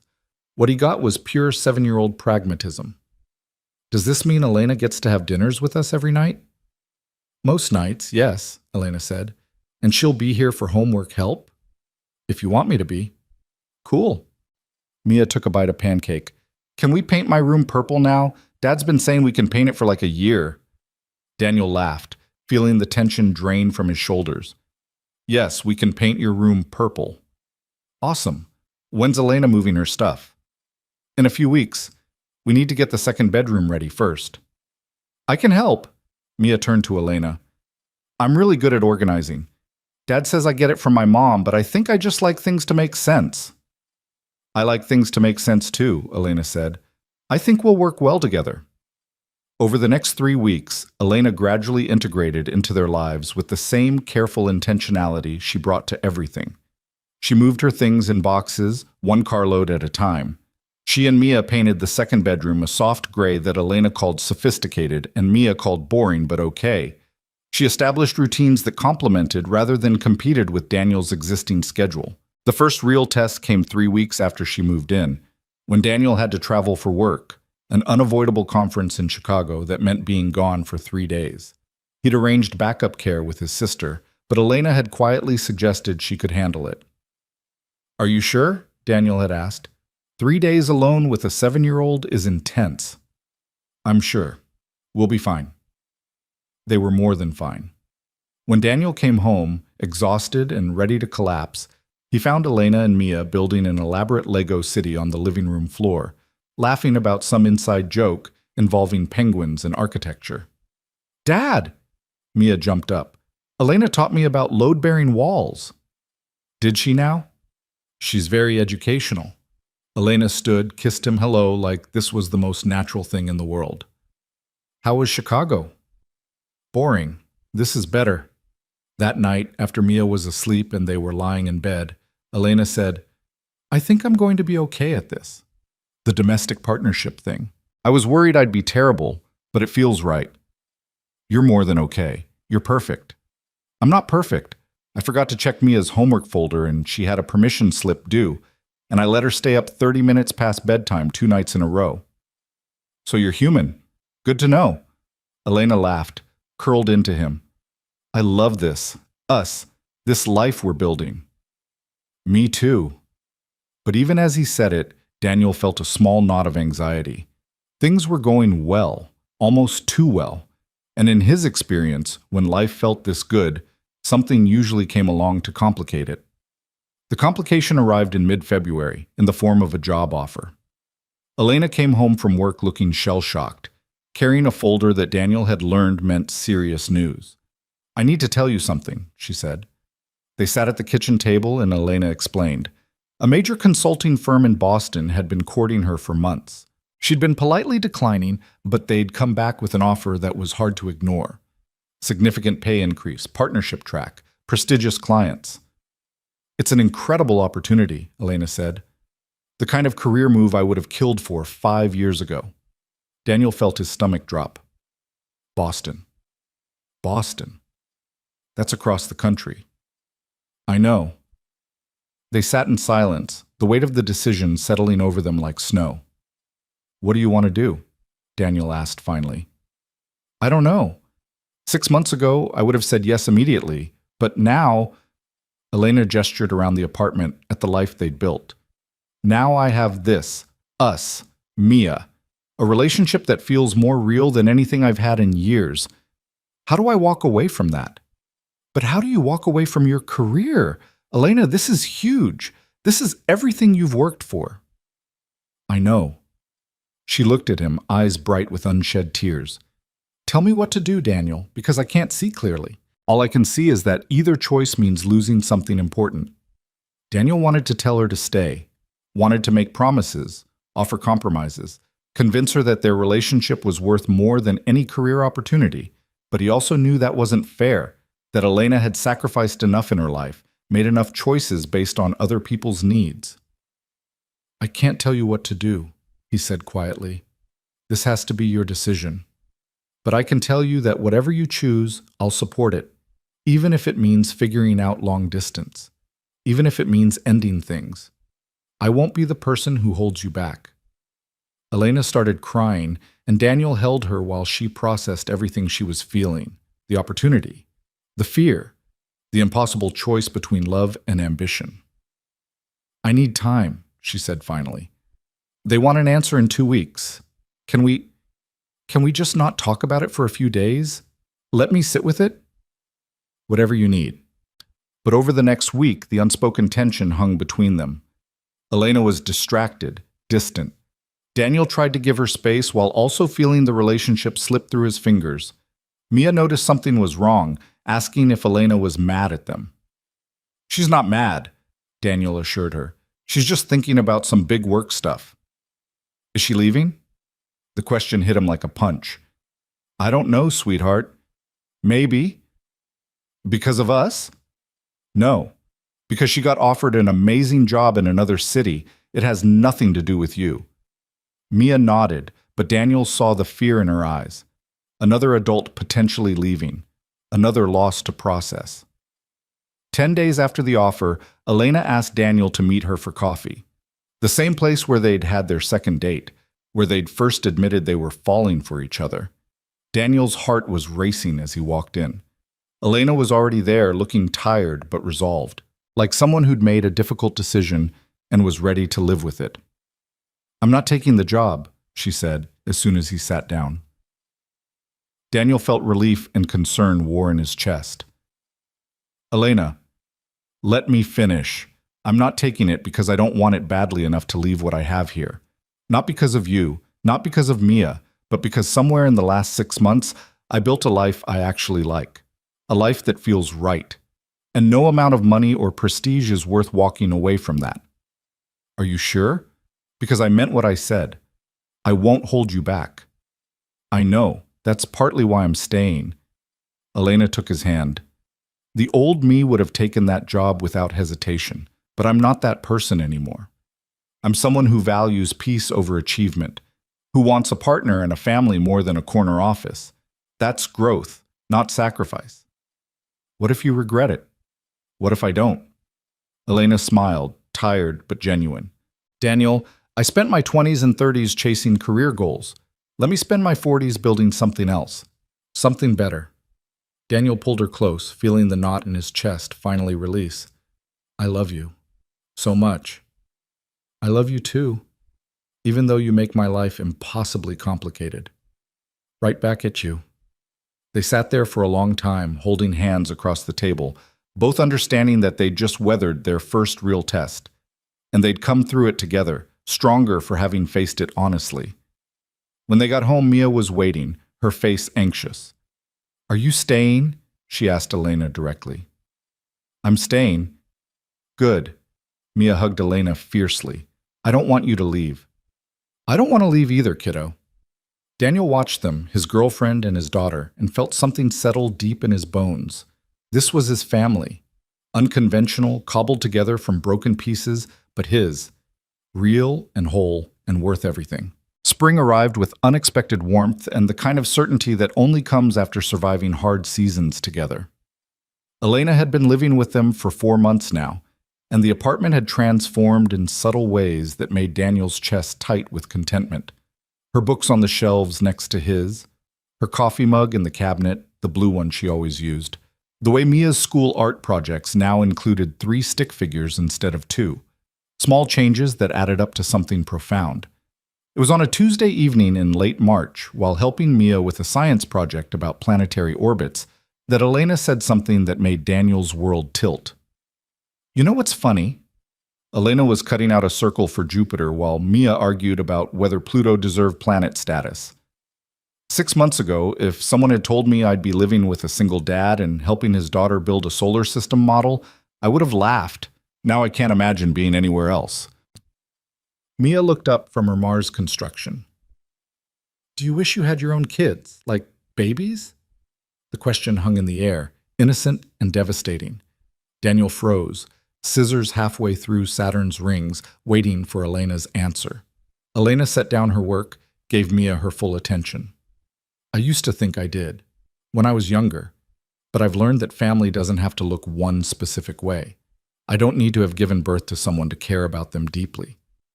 So you care about me? Deeply? Very deeply. You're one of my favorite people in the entire world. Mia considered this with her usual seriousness. Good, because you're one of mine too. Top 5, easy. Only top 5? Elena pretended to be offended. Well, Dad's number 1. Then you, then Mrs. Peterson, my teacher, then my friend Maya, then my stuffed elephant, Mr. Trunk. Mia counted on her fingers. That's 5. I'm honored to be ranked above Mr. Trunk. You should be. He's been with me since I was 3. They went back to building planets, but Daniel couldn't shake the feeling that something significant had just happened. Elena had chosen them, explicitly, not just stayed because leaving was hard, but actively chosen this life over the alternative. That night, after Mia was asleep and they were getting ready for bed, Daniel brought it up. What you said earlier, about family not having to look one specific way. I meant it. Elena was brushing her hair, meeting his eyes in the mirror. I know I'm not Mia's mom. I'll never try to be. But I can be someone who shows up, someone consistent, someone who loves her. You already are all those things. I know, but I wanted to say it out loud. Make it official. Elena turned to face him. Daniel, I need to ask you something, and I need you to be completely honest. Always.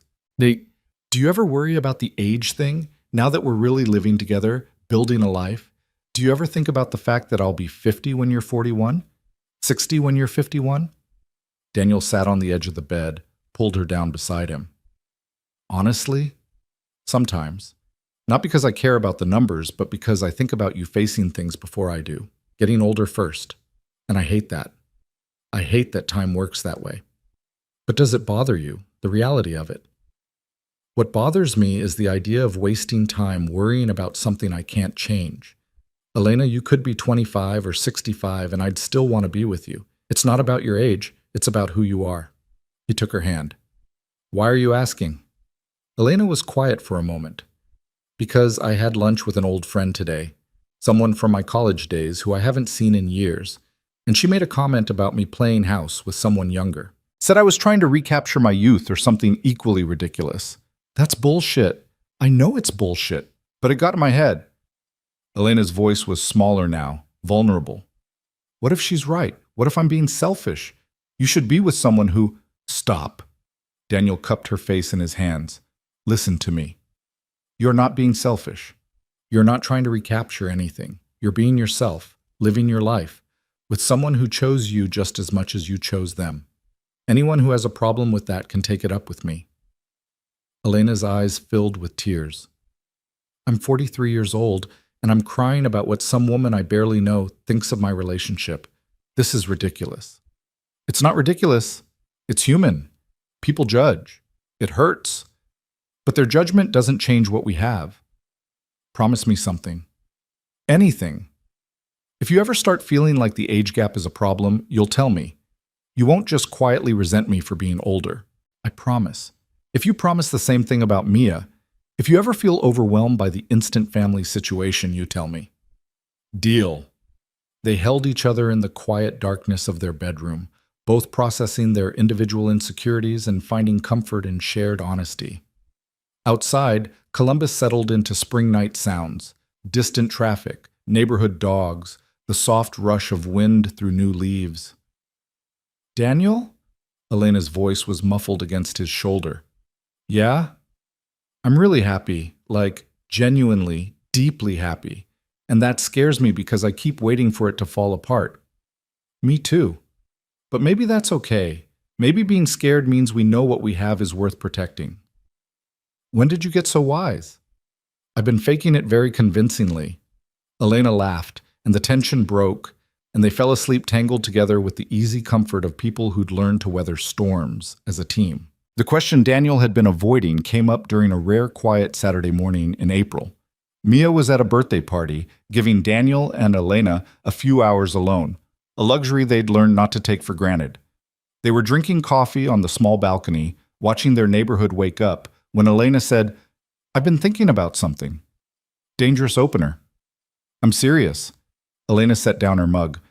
"We've been together for almost 8 months, living together for 5, and I think it's time we talked about the future. Real future. Not just next week or next month." Daniel felt his heart rate pick up. "Okay, what about the future? Where is this going? Us? What do you want this to become?" It was the kind of direct question that Elena specialized in, the kind that required an equally direct answer. Daniel took a breath, decided that if there was ever a time to be completely honest, this was it. "I want to marry you." Elena stared at him. "What?" "I want to marry you. I've wanted to marry you since about month 3, but I was trying to be patient and not rush things and do everything the right way. But you asked where this is going, and that's where I want it to go. Marriage, partnership, the whole thing." "Daniel, we haven't even talked about this." "I know. That's why I'm talking about it now." He turned to face her fully. "I love you. Mia loves you. You've become essential to both of our lives.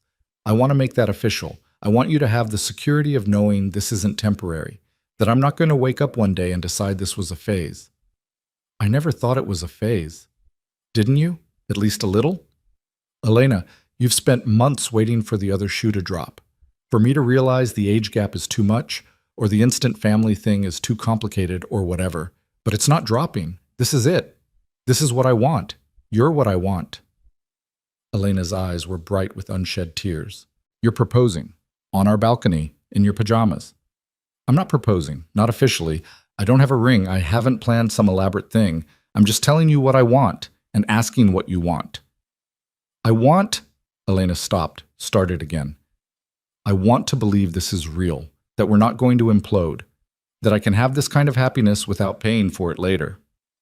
"Why do you think you have to pay for happiness?" "Because that's how it's always worked before. My marriage failed.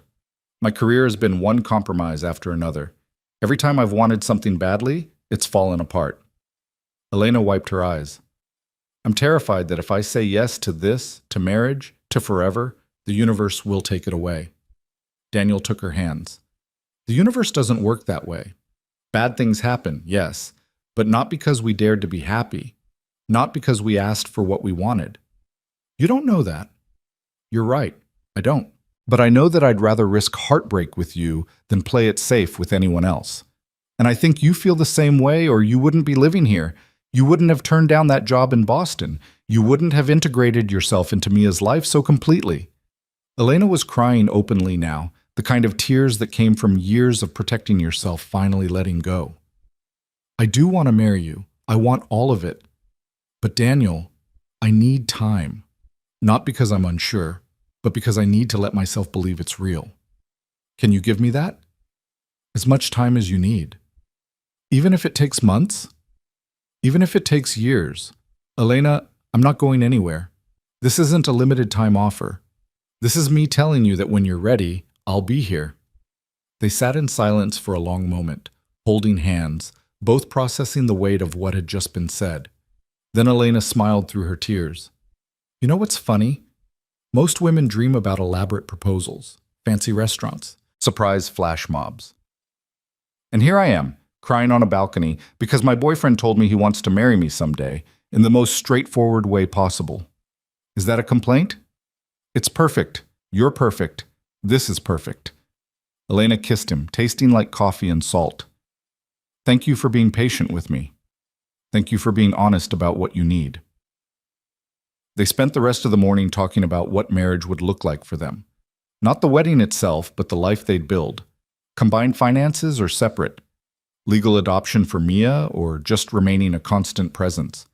What to do about Elena's small apartment that she'd been keeping as a safety net, unused but still hers. I should probably let it go, Elena said.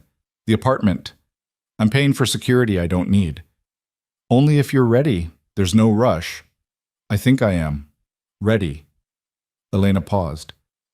When I moved in here, I kept it as an escape route, proof that I could leave if things got bad. But things aren't bad. They're good. Really good. And keeping that apartment feels like I'm hedging my bets instead of committing fully. So we give notice this month. We give notice this month. It was such a small thing, giving up an apartment she never used. But Daniel understood what it represented. Elena choosing to trust, to commit, to believe in their future together. It was as significant as any ring or proposal. When Mia came home from the birthday party, high on sugar and excitement, she immediately sensed something had shifted. "Why are you guys being weird?" she asked, eyeing them suspiciously. "We're not being weird," Daniel said. "You are. You're doing that thing where you smile at each other like you have a secret." Elena and Daniel exchanged a glance. They'd agreed not to say anything to Mia about marriage until it was official, but Mia was too perceptive to hide things from completely. "We're just happy," Elena said. "Is that okay? I guess." Mia dumped her party favor bag on the table. "Can we go to the park? Maya's mom said there are baby ducks at the pond." "Absolutely. Let me grab my shoes." As Mia ran to get her jacket, Elena caught Daniel's arm. "This is good, right? Us. All of this. This is the best thing that's ever happened to me. Besides Mia." Good answer. They spent the afternoon at the park, watching Mia feed ducks with the bread they'd brought, and Daniel felt that same sense of rightness he'd been feeling more and more lately. This was his life. This woman, this child, this simple Saturday afternoon. Not exciting, not dramatic, just real and good and enough. The conversation about marriage stayed quietly between them for the next few weeks while Elena processed everything at her own pace. Daniel watched her carefully, looking for signs of panic or regret, but instead saw something else. A gradual softening, a letting go of the fear that had been driving so many of her decisions. It was in early May, on a Thursday evening after a particularly long day at work, that Elena brought it up again. They were making dinner together, one of those comfortable domestic routines they'd fallen into. Mia was at the table doing homework, Daniel was chopping vegetables, and Elena was stirring sauce when she said, "I've been thinking about what you said. About marriage." Daniel's knife stilled. Mia looked up from her math worksheet. "And?" Daniel tried to keep his voice casual. "And I think I'm ready to say yes. Officially." Elena turned to look at him, her expression clear and certain. "If the offer still stands." "The offer definitely still stands." Mia dropped her pencil. "Wait, are you guys getting married?" Elena and Daniel both turned to her, and Daniel saw the mixture of hope and fear on his daughter's face. She wanted this, but she was also scared of what it might mean. "We're talking about it," Daniel said carefully. "How would you feel about that?" Mia bit her lip, thinking hard. "Would Elena be my mom?" "No," Elena said immediately. "You have a mom. I would be your stepmom, which is different. I wouldn't replace your mother, but I'd be another adult in your life who loves you and helps take care of you, if that's okay with you." "Would you leave? Like Mom did?" The question hit them both hard. Elena walked over to the table, knelt down so she was eye level with Mia. "I can't promise that nothing bad will ever happen. Life is unpredictable, but I can promise that I won't choose to leave. I'm here because I want to be here, because I love you and your dad. That's not going to change." "Promise?" "I promise."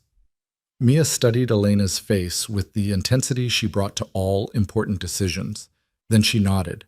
"Okay, you can marry my dad, but I get to help plan the wedding." Elena laughed, surprised and relieved. "Deal. And I want to wear purple, and there has to be cake." "Good cake, not the weird healthy kind." "All reasonable demands," Daniel said, feeling his throat tight with emotion. "Anything else? Can Mr. Trunk be in the wedding party?" "Your stuffed elephant?" "He's been with me through everything. He deserves recognition." Elena looked at Daniel, her eyes bright with amusement and affection. "I think we can arrange that." Later that night, After Mia was asleep and they were lying in bed, Elena said, "That went better than I expected. She's a remarkable kid." She is, and I don't take lightly what she's giving us, her blessing, her trust. That's huge. I know. Daniel pulled her closer. So we're really doing this? Getting married? We're really doing this, though I still don't have a ring. Do you want one? Elena considered this. Yes, but nothing huge or showy, something simple, something that feels like us. I can work with that. And Daniel? I don't want a long engagement. I'm 43. I've already had one big traditional wedding. This time I want small, intimate, just the people who matter. How small are we talking? City Hall small, or maybe your sister's backyard with 20 people. Something that feels real, not performative. Daniel kissed her forehead. Whatever you want. I just want you to be my wife. Your wife? That sounds strange, good strange, but strange. You'll get used to it. Will I? Elena Harper Moore, Elena Moore Harper? We have time to figure out the logistics. Do we? Because I kind of want to do this soon, like this summer soon. Daniel pulled back to look at her. Really? Really, I don't want to wait. I don't want to second guess. I want to marry you while I'm still certain, before my brain has time to invent reasons to be scared. Your brain does do that a lot. It's a survival mechanism gone haywire. Elena smiled. So what do you think? Small wedding this summer before Mia goes back to school? I think that sounds perfect. They started planning the next day, which mostly involved Elena making lists and Daniel trying to keep up. They decided on his sister's backyard, a Saturday in late July with just immediate family and their closest friends. No formal invitations, no registry, just a simple celebration of commitment. The hardest part was telling Sarah. Daniel called her on a Sunday afternoon while Mia was at Elena's parents' house meeting them for the first time.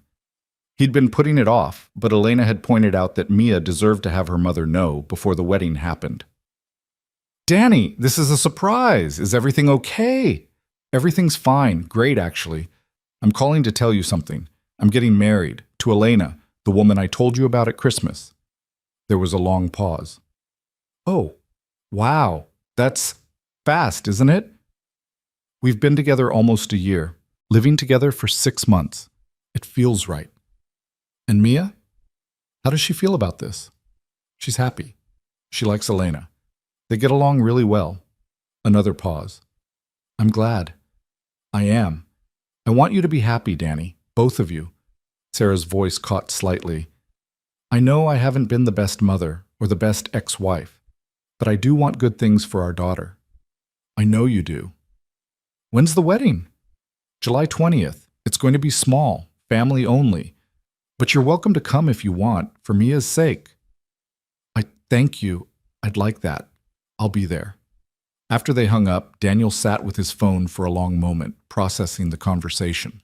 Sarah had sounded genuinely happy for them, which was more than he'd expected. Maybe she was growing too. Maybe everyone was just doing their best to navigate complicated situations. The weeks before the wedding passed in a blur of preparations and normal life. Elena insisted they keep things low-key, which meant no expensive dress shopping or catering dramas. She bought a simple cream-colored dress from a boutique downtown, knee-length and elegant. Daniel wore his best suit. Mia got her purple dress and a flower crown she'd helped Elena make. Elena's parents flew in from Arizona, cautiously supportive of their daughter's second marriage to a man 9 years younger with a child. Daniel's family was more enthusiastically chaotic, his sister crying at every planning discussion, and his father grudgingly admitting that Elena seemed solid. The night before the wedding, Daniel couldn't sleep. He lay in bed next to Elena, watching her breathe in the darkness, feeling the enormity of what they were about to do. You're thinking too loud, Elena murmured without opening her eyes. Sorry. What are you thinking about? Tomorrow. Us. How different my life looks than I thought it would. Daniel traced patterns on her shoulder. A year ago, I was just a single dad going through the motions. Now I'm getting married to someone who makes me believe in second chances. Elena opened her eyes, turned to face him. Having doubts? Not even a little. You? Terrified. But in a good way. like standing on the edge of something high and knowing the jump will be worth it. Very poetic for someone who claims not to be romantic. I'm not romantic, I'm practical. But practical people can still recognize when something is worth the risk. Elena kissed him softly. Thank you for being patient with me, for waiting until I was ready. Thank you for being ready. They fell asleep holding each other, and Daniel dreamed of coffee machines and age gaps and broken pieces becoming whole. The wedding day arrived with perfect summer weather and a backyard full of people who actually mattered. Daniel stood under his sister's maple tree, wearing his best suit and feeling more nervous than he'd been in years. His sister was officiating, having gotten ordained online specifically for this occasion. Mia stood beside him in her purple dress, clutching Mr. Trunk, and taking her role as ring bearer very seriously. Then Elena appeared at the back of the yard, walking slowly toward him with her father at her side, and Daniel forgot to breathe. She looked beautiful. Not in the dramatic take-your-breath-away sense, but in the quiet, certain way that had made him fall for her in the first place. Calm, confident, choosing this moment deliberately. When she reached him, her father kissed her cheek and stepped back. Elena took Daniel's hands, and they stood there facing each other while his sister read the ceremony they'd written together. We're here today, his sister began, to celebrate Daniel and Elena choosing each other. Not because it was easy, not because it made sense on paper, but because they recognized something real and decided it was worth fighting for. Daniel barely heard the rest of the ceremony. He was too focused on Elena's face, the way she was looking at him like he was the only person in the world, the slight tremor in her hands that told him she was nervous too. When it came time for vows, Daniel went first.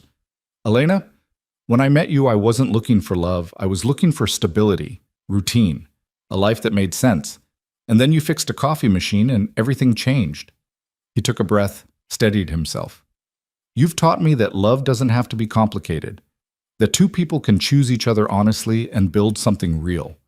You've been patient with my chaos, kind to my daughter, and brave enough to believe in us when it would have been easier to walk away. I promise to show up, to be honest, to build a life with you that values peace over drama and substance over show. I love you, not despite our differences, but because of them. Elena was crying openly now, not bothering to wipe her eyes. When it was her turn, her voice shook but stayed strong. Daniel, I spent most of my adult life trying to fit into boxes that weren't meant for me. Traditional timelines, conventional expectations, and it left me lonely and lost.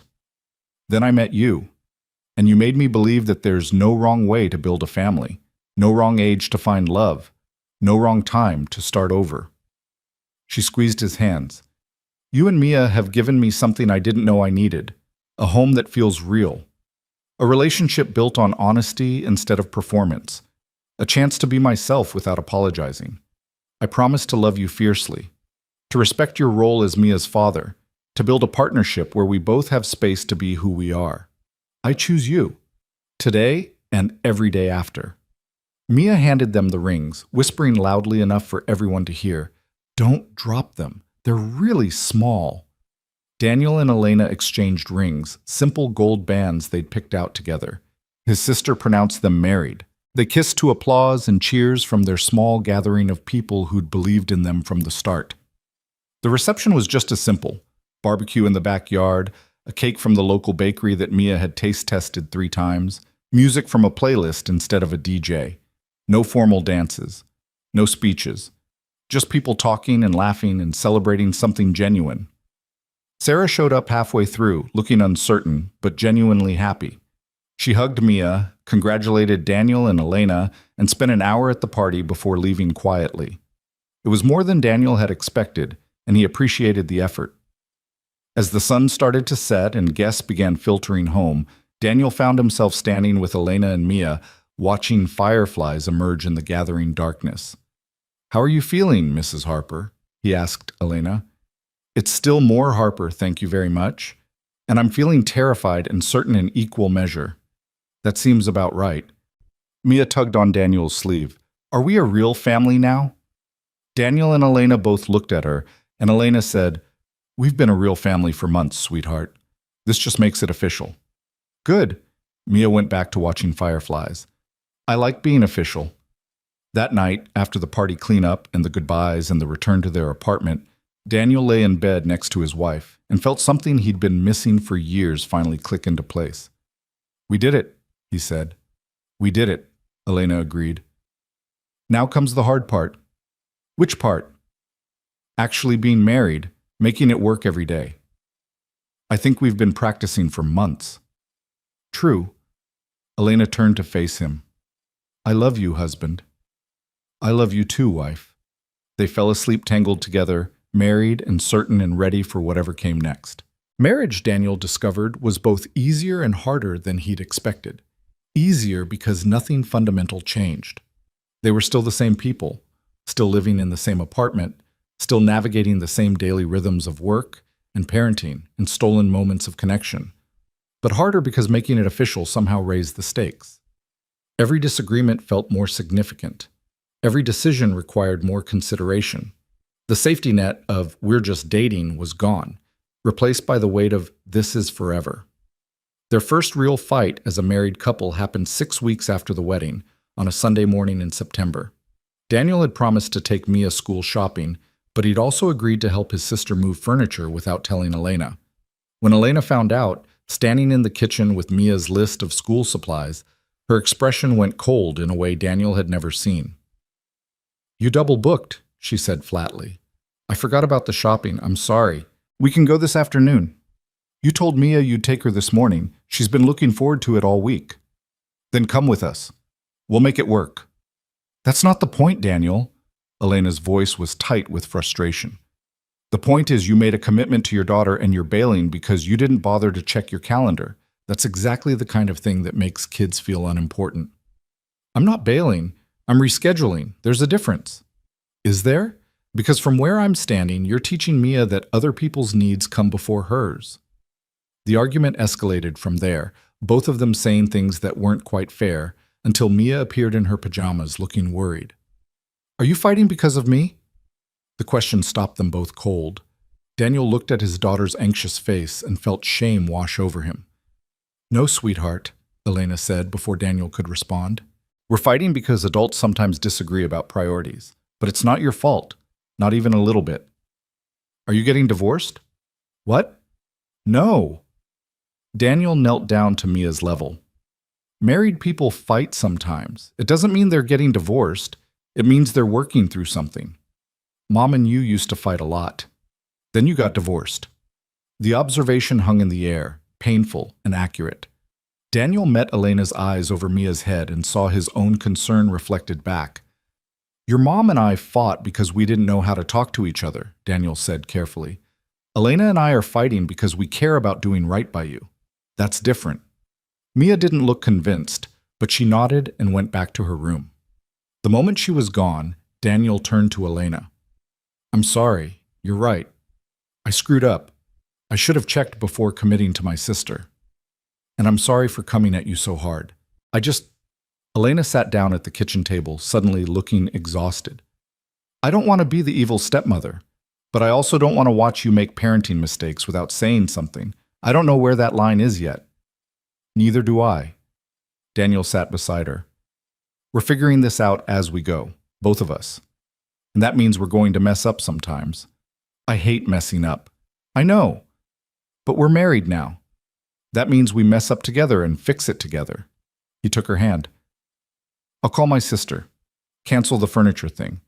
Mia and I will go shopping. You can come if you want, or you can have a quiet morning to yourself." "I'll come. Someone needs to make sure you don't let her buy those light-up sneakers she's been obsessing over. They're very practical. They're hideous." "Agreed. But she's 8. Hideous is kind of her aesthetic right now." Elena laughed despite herself, and the tension broke. They spent the rest of the morning shopping with Mia, who did indeed lobby hard for the light-up sneakers and settled for a compromise of regular sneakers in purple. On the drive home, Mia announced that she was glad they'd fought, because it meant they cared about her. "That's a very mature perspective," Elena said. "I read it in a book about feelings." Mia paused. "But I still don't like it when you fight. It makes my stomach feel weird." "We'll try to fight less," Daniel promised. "And when we do fight, we'll make sure you know it's not about you, and we're working through it." Okay, can we get ice cream? It's 10:30 in the morning. Time is a social construct. Elena choked on a laugh. Where did you hear that? You. You said it last week when Dad said it was too early for wine. Fair point. Ice cream it is. They learned slowly to navigate the complications of blended family life. Elena set boundaries about her role, making it clear she wasn't trying to parent Mia, but would support Daniel's decisions. Daniel learned to check with Elena before making plans, respecting that they were a team now. Mia learned that having another adult around meant more stability, not less, and gradually stopped waiting for Elena to disappear. The real test came in October when Sarah called with news that changed everything. Daniel was at work when his phone rang, Sarah's name flashing on the screen. They'd settled into a better rhythm since the wedding, with Sarah calling Mia every week and even visiting for a weekend in August. It wasn't perfect, but it was progress. Danny, I need to tell you something. Sarah's voice was different, serious in a way that made Daniel's stomach drop. I'm moving back to Columbus. Daniel nearly dropped his phone. What? I got offered a position here, director level. I've been interviewing for months and they finally came through with an offer I couldn't refuse. Sarah spoke quickly, like she'd rehearsed this. I want to be closer to Mia. I want to be a real mother, not just a voice on the phone.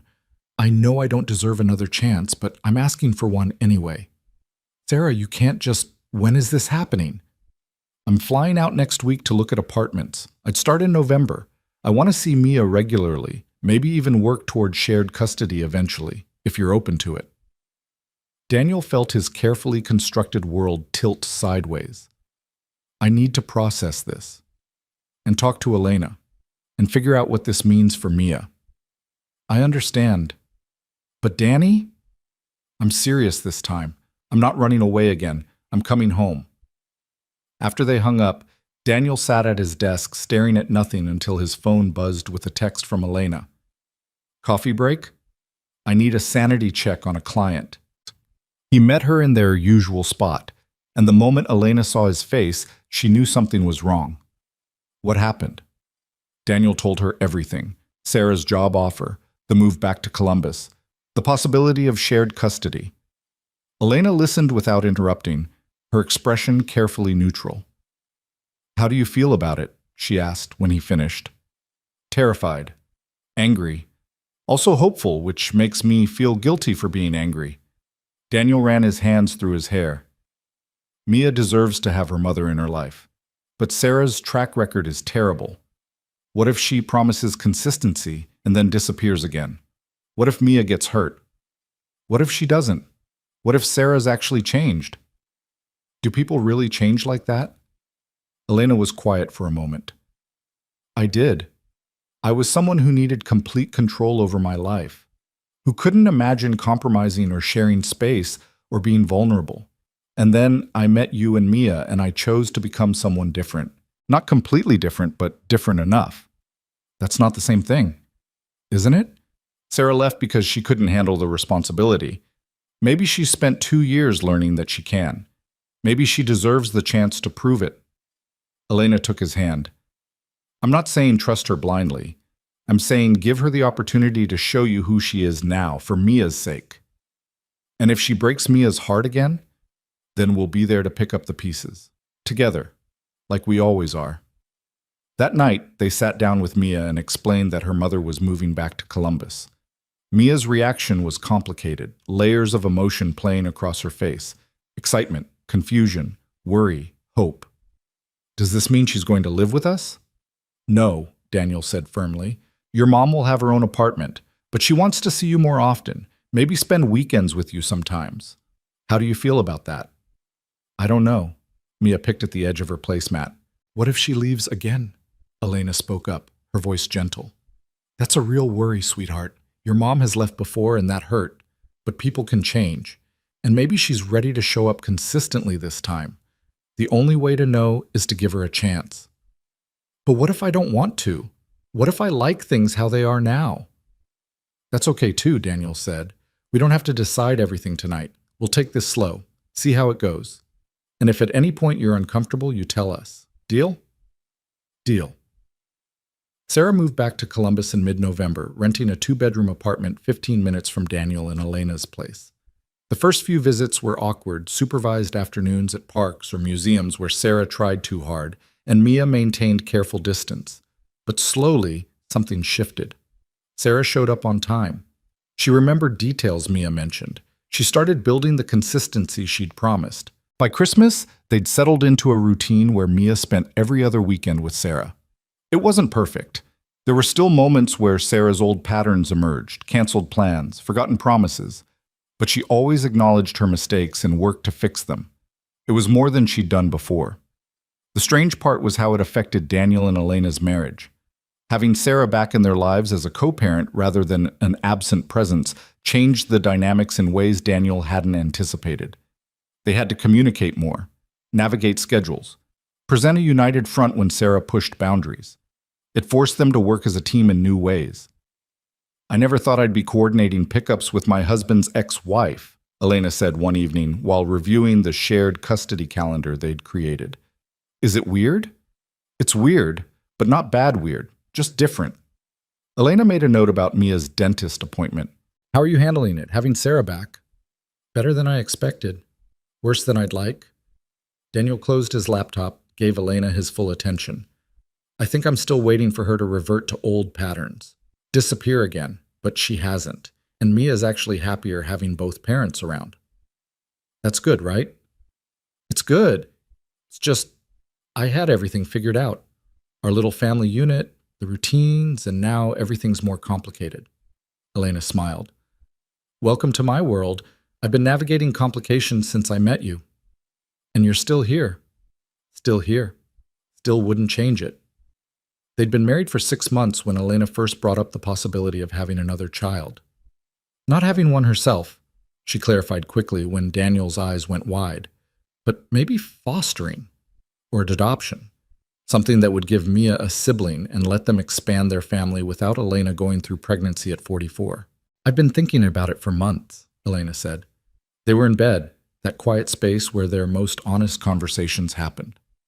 "I know I said I was done with the kid chapter, but that was before Mia, before I understood what it felt like to love someone else's child as deeply as I love her.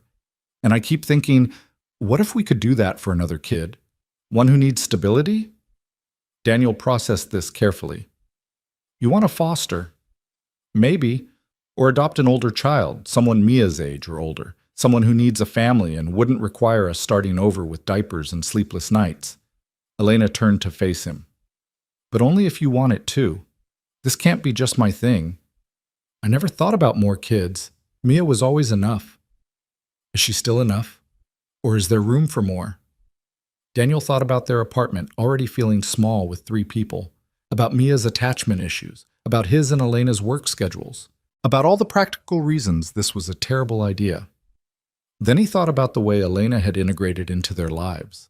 The way love had expanded to include her without diminishing what he had with Mia. Maybe families work that way. Maybe there was always room for one more. "Let's research it," he said finally. "Not commit to anything, just learn what fostering or adoption would actually look like. Then we decide together." "Together," Elena agreed. "I like the sound of that." They spent the next 3 months learning about foster care in Ohio, attending information sessions, talking to other foster families. The process was daunting: background checks, home studies, training sessions. But the more they learned, the more it felt right. Mia, when they finally told her, had opinions. "So I'd have a brother or sister?" "Possibly," Daniel said, "if we decide to do this and get matched with a child. But it wouldn't be like having a baby. It would be a kid who needs a temporary home until their family situation gets sorted out." "What if I don't like them?" "That's a real possibility," Elena said honestly. "Foster care is complicated, but we'd work through it together, and you'd always be part of the decision-making process." "Can I think about it?" "Of course. Take all the time you need." Mia thought about it for 2 weeks, asking questions and reading books about foster care from the library.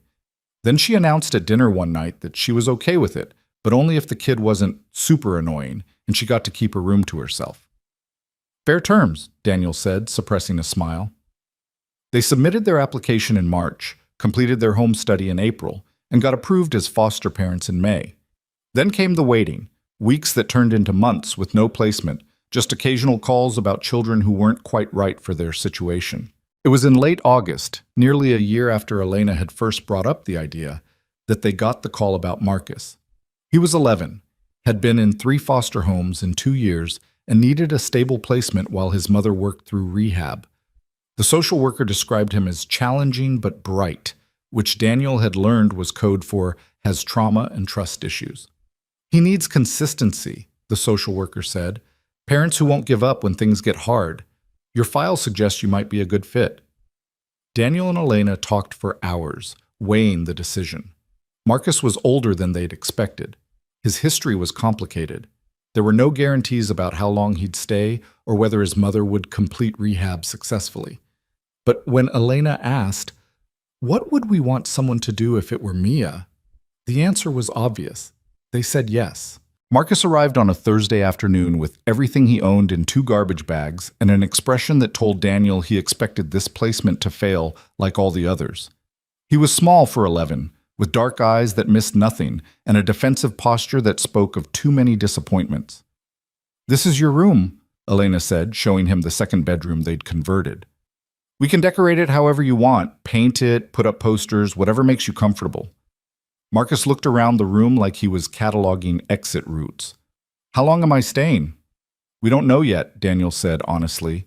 "Depends on your mom's situation. Could be weeks, could be months. But while you're here, this is your home. We'll make sure you're safe and fed and get to school on time." "That's what they all say."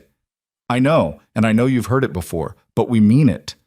Marcus shrugged, the universal gesture of kids who'd learned not to hope for too much. Mia appeared in the doorway, studying the new addition to their household with open curiosity. "I'm Mia. I'm 9. What's your name?" "Marcus." "Cool. Do you like Legos? Because I have approximately 1 million and I need help building a city." Something flickered in Marcus's eyes, interest maybe, or surprise at the casual acceptance. "I guess." "Great, come on."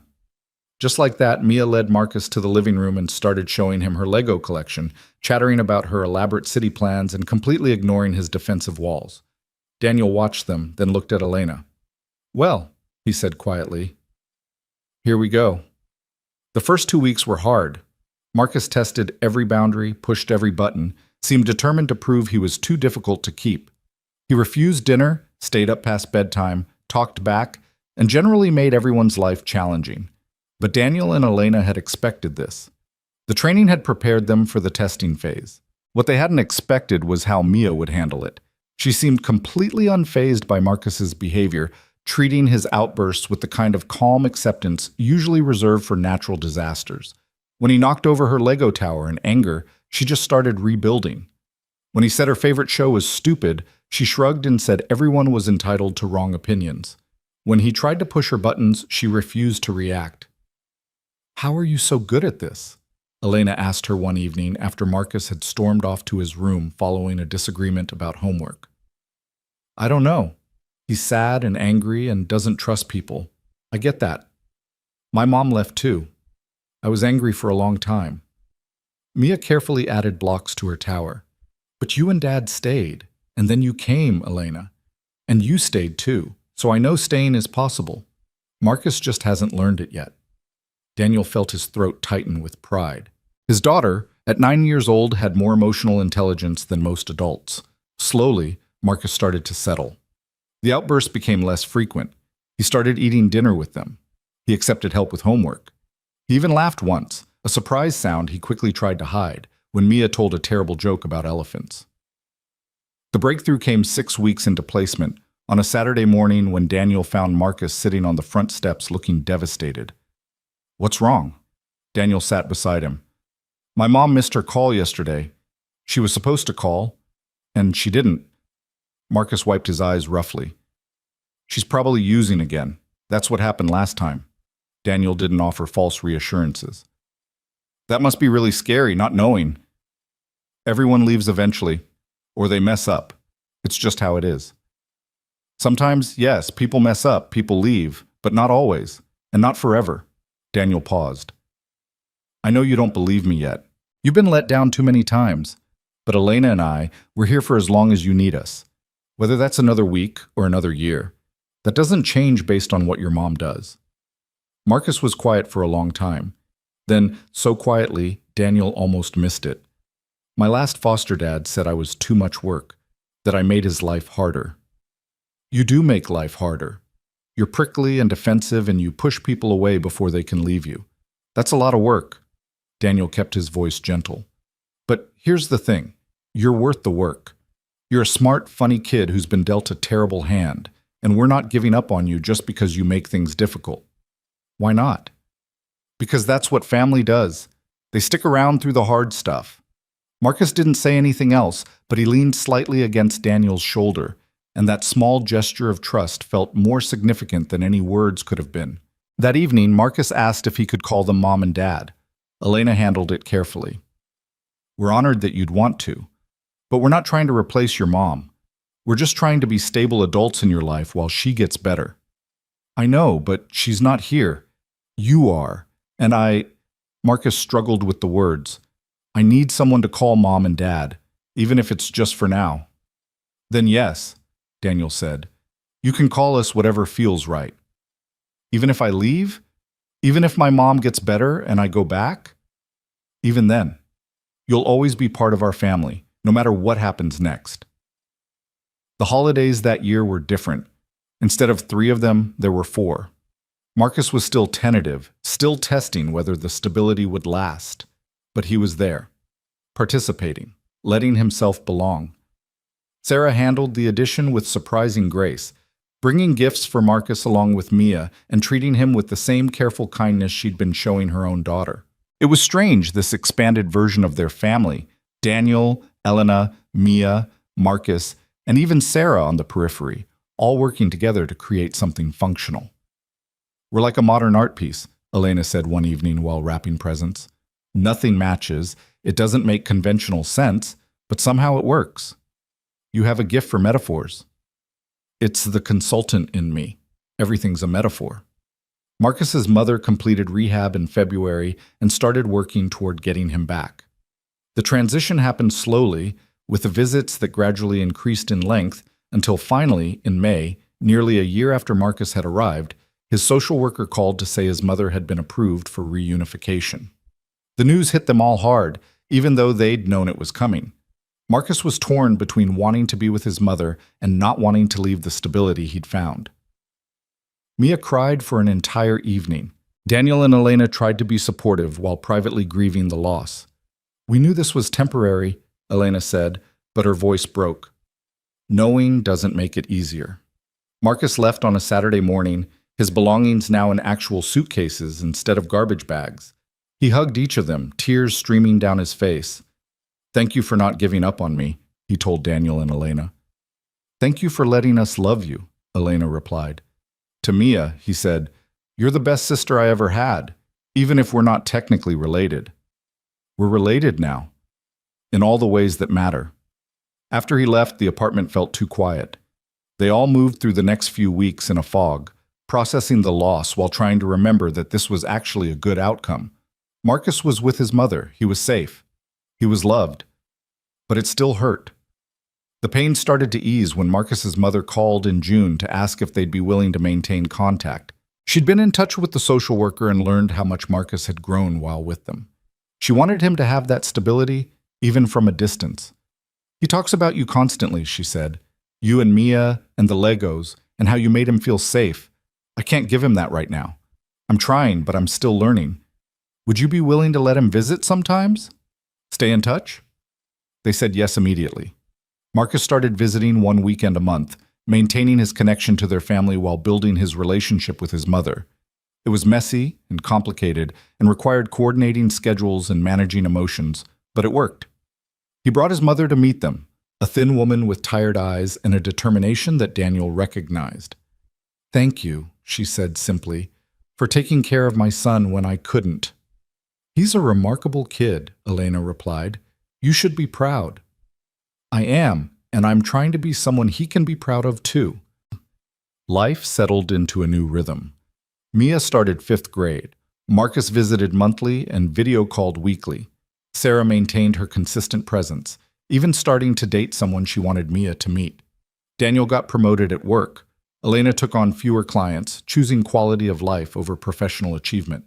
And then, on a quiet Tuesday evening in September, Elena made an announcement that changed everything again. They were doing dishes after dinner, Mia was in her room doing homework, and Elena suddenly said, "I need to tell you something." Daniel felt a familiar flutter of anxiety. "Okay." "I'm pregnant." The plate Daniel was holding slipped, crashed into the sink. He turned to stare at Elena, certain he'd misheard. "What?" "I'm pregnant. 8 weeks. I know we weren't trying. I know I said I was done with that chapter. I know I'm 44 and this is medically questionable and we should probably be terrified, but..." Elena's eyes filled with tears. "I'm happy. Terrified, but happy."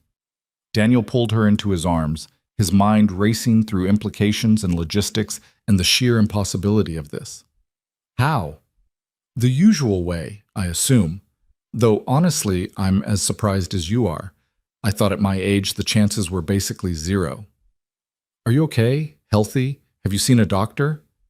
"I saw my doctor yesterday. She says everything looks good so far, though it's considered high risk given my age. We'll need more monitoring, more tests, but for now, we're okay. We're having a baby. We're having a baby." They stood in the kitchen holding each other, processing the magnitude of this unexpected gift. Then Mia appeared in the doorway. "Why are you guys being weird again?" Daniel and Elena looked at each other, then at Mia.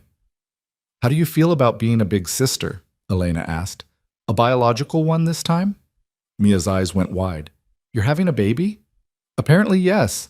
"Oh my gosh, oh my gosh! Can I tell Marcus? Can I pick the name? Is it going to be a boy or girl? When's it coming? Do we need a bigger apartment?" The questions tumbled out in rapid succession. "We don't know most of those answers yet," Daniel said, laughing despite his own shock. "But yes, you can tell Marcus and help with the name. And yes, we probably need a bigger apartment." The pregnancy progressed with the kind of complications expected for a woman Elena's age. More doctor's appointments than seemed reasonable, careful monitoring, moments of genuine fear when test results came back concerning. But underneath the worry was joy, pure, uncomplicated joy that they were getting to build their family in yet another unexpected way. They moved to a 3-bedroom apartment in November, giving themselves space for the baby while keeping Mia's room sacred. Marcus helped them pack, treating the move like he was still part of the family, which he was. Sarah threw Elena a baby shower, an act of grace that made Daniel appreciate how far they'd all come.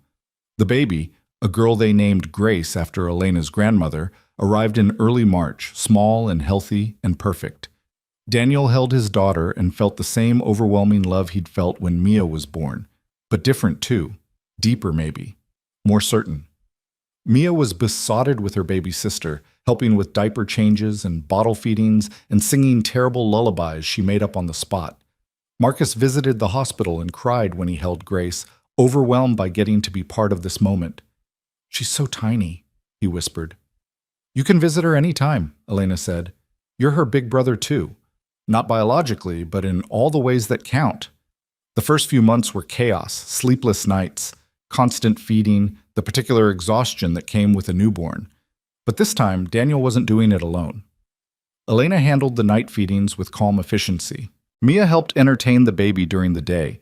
Even Sarah took shifts, watching Grace so Daniel and Elena could sleep. Their family had expanded in ways Daniel never could have predicted. A blended, complicated, beautiful family built from broken pieces and second chances. On a quiet evening in June, when Grace was 3 months old and finally sleeping for longer stretches, Daniel found Elena on their balcony watching the sunset. "Remember when you asked me if the age thing bothered me?" he said, settling beside her. "That was years ago." "I know, but I've been thinking about it. About all the times people have judged us or made assumptions or told us we were doing things wrong." Daniel took her hand. "And I realized none of it matters. Not the age gap, not the complicated family structure, not whether we're doing things the right way. What matters is this, us, our weird, beautiful, imperfect family." Elena leaned against him. "We did okay, didn't we? For 2 people who had no idea what they were doing." "We did better than okay. We built something real. Something worth keeping. Definitely worth keeping." They sat in comfortable silence, watching Columbus settle into evening. Inside, they could hear Mia singing to Grace, her voice off-key, but full of love. In a few hours, Marcus would video call for his weekly check-in. Tomorrow, Sarah would stop by to see the girls.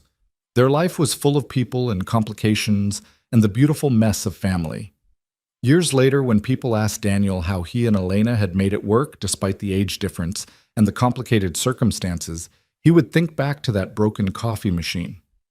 To Elena's question, "Doesn't it bother you that I'm older?" It never did. Not when they argued about parenting strategies or navigated ex-wife dynamics or survived sleepless nights with a newborn. Not when Elena turned 50 and Daniel was still in his early 40s. Not when people made assumptions or offered unsolicited opinions or questioned their choices. Because what they'd built wasn't about age or conventional timelines or doing things the right way. It was about two broken people choosing each other honestly. About building a family from whatever pieces life offered. About showing up consistently, even when it was hard. On their 5th anniversary, Elena gave him a framed photo of that 4th-floor break room where they'd met. "To remind you," she said, "that the best things in life come from broken coffee machines and taking chances on people who don't fit the mold." Daniel hung it in their bedroom, a reminder that love didn't have to make sense to everyone else. It just had to make sense to the people living it, and theirs made perfect sense. Mia graduated high school eventually, with Elena and Sarah both crying in the audience while Daniel tried to hold it together. Marcus got his driver's license and immediately drove to their house to show them. Grace learned to walk, then talk, then ask impossible questions about why the sky was blue and where babies came from, and whether families could be different shapes. "Families are always different shapes," Elena told her. "Ours just happens to be particularly creative." The coffee machine in Daniel's office building eventually broke for good, replaced by a fancier model that never quite worked as well. But Daniel kept the manual from the old one, tucked into his desk drawer. Sometimes, late at night when he couldn't sleep, he'd think about that afternoon when a stranger fixed a coffee machine and everything changed. How one small moment of connection led to coffee dates and honest conversations and a life he never could have planned. Elena would wake up, find him lost in thought, and ask what he was thinking about. "Us," he'd say, "how we got here." "Any regrets?" "Not even one." She'd smile, pull him back to bed, and they'd fall asleep tangled together. A single dad who'd stopped looking for love, and a woman who'd given up on conventional happiness, building a life that made sense to no one but them. It was messy. It was complicated. It was unconventional. It was perfect. And when Daniel thought about all the years ahead, watching their daughters grow, navigating the continuing evolution of their blended family, growing old together at different rates, he felt nothing but gratitude. For broken coffee machines, for women who were brave enough to ask hard questions, for second chances and honest conversations and choosing love carefully, for building something real from the pieces life handed them. For Elena, who taught him that age was just a number and love was a choice you made every single day. The numbers never mattered, not really. What mattered was showing up, being honest, building something worth keeping. They did that, together, and it was enough. More than enough. It was everything.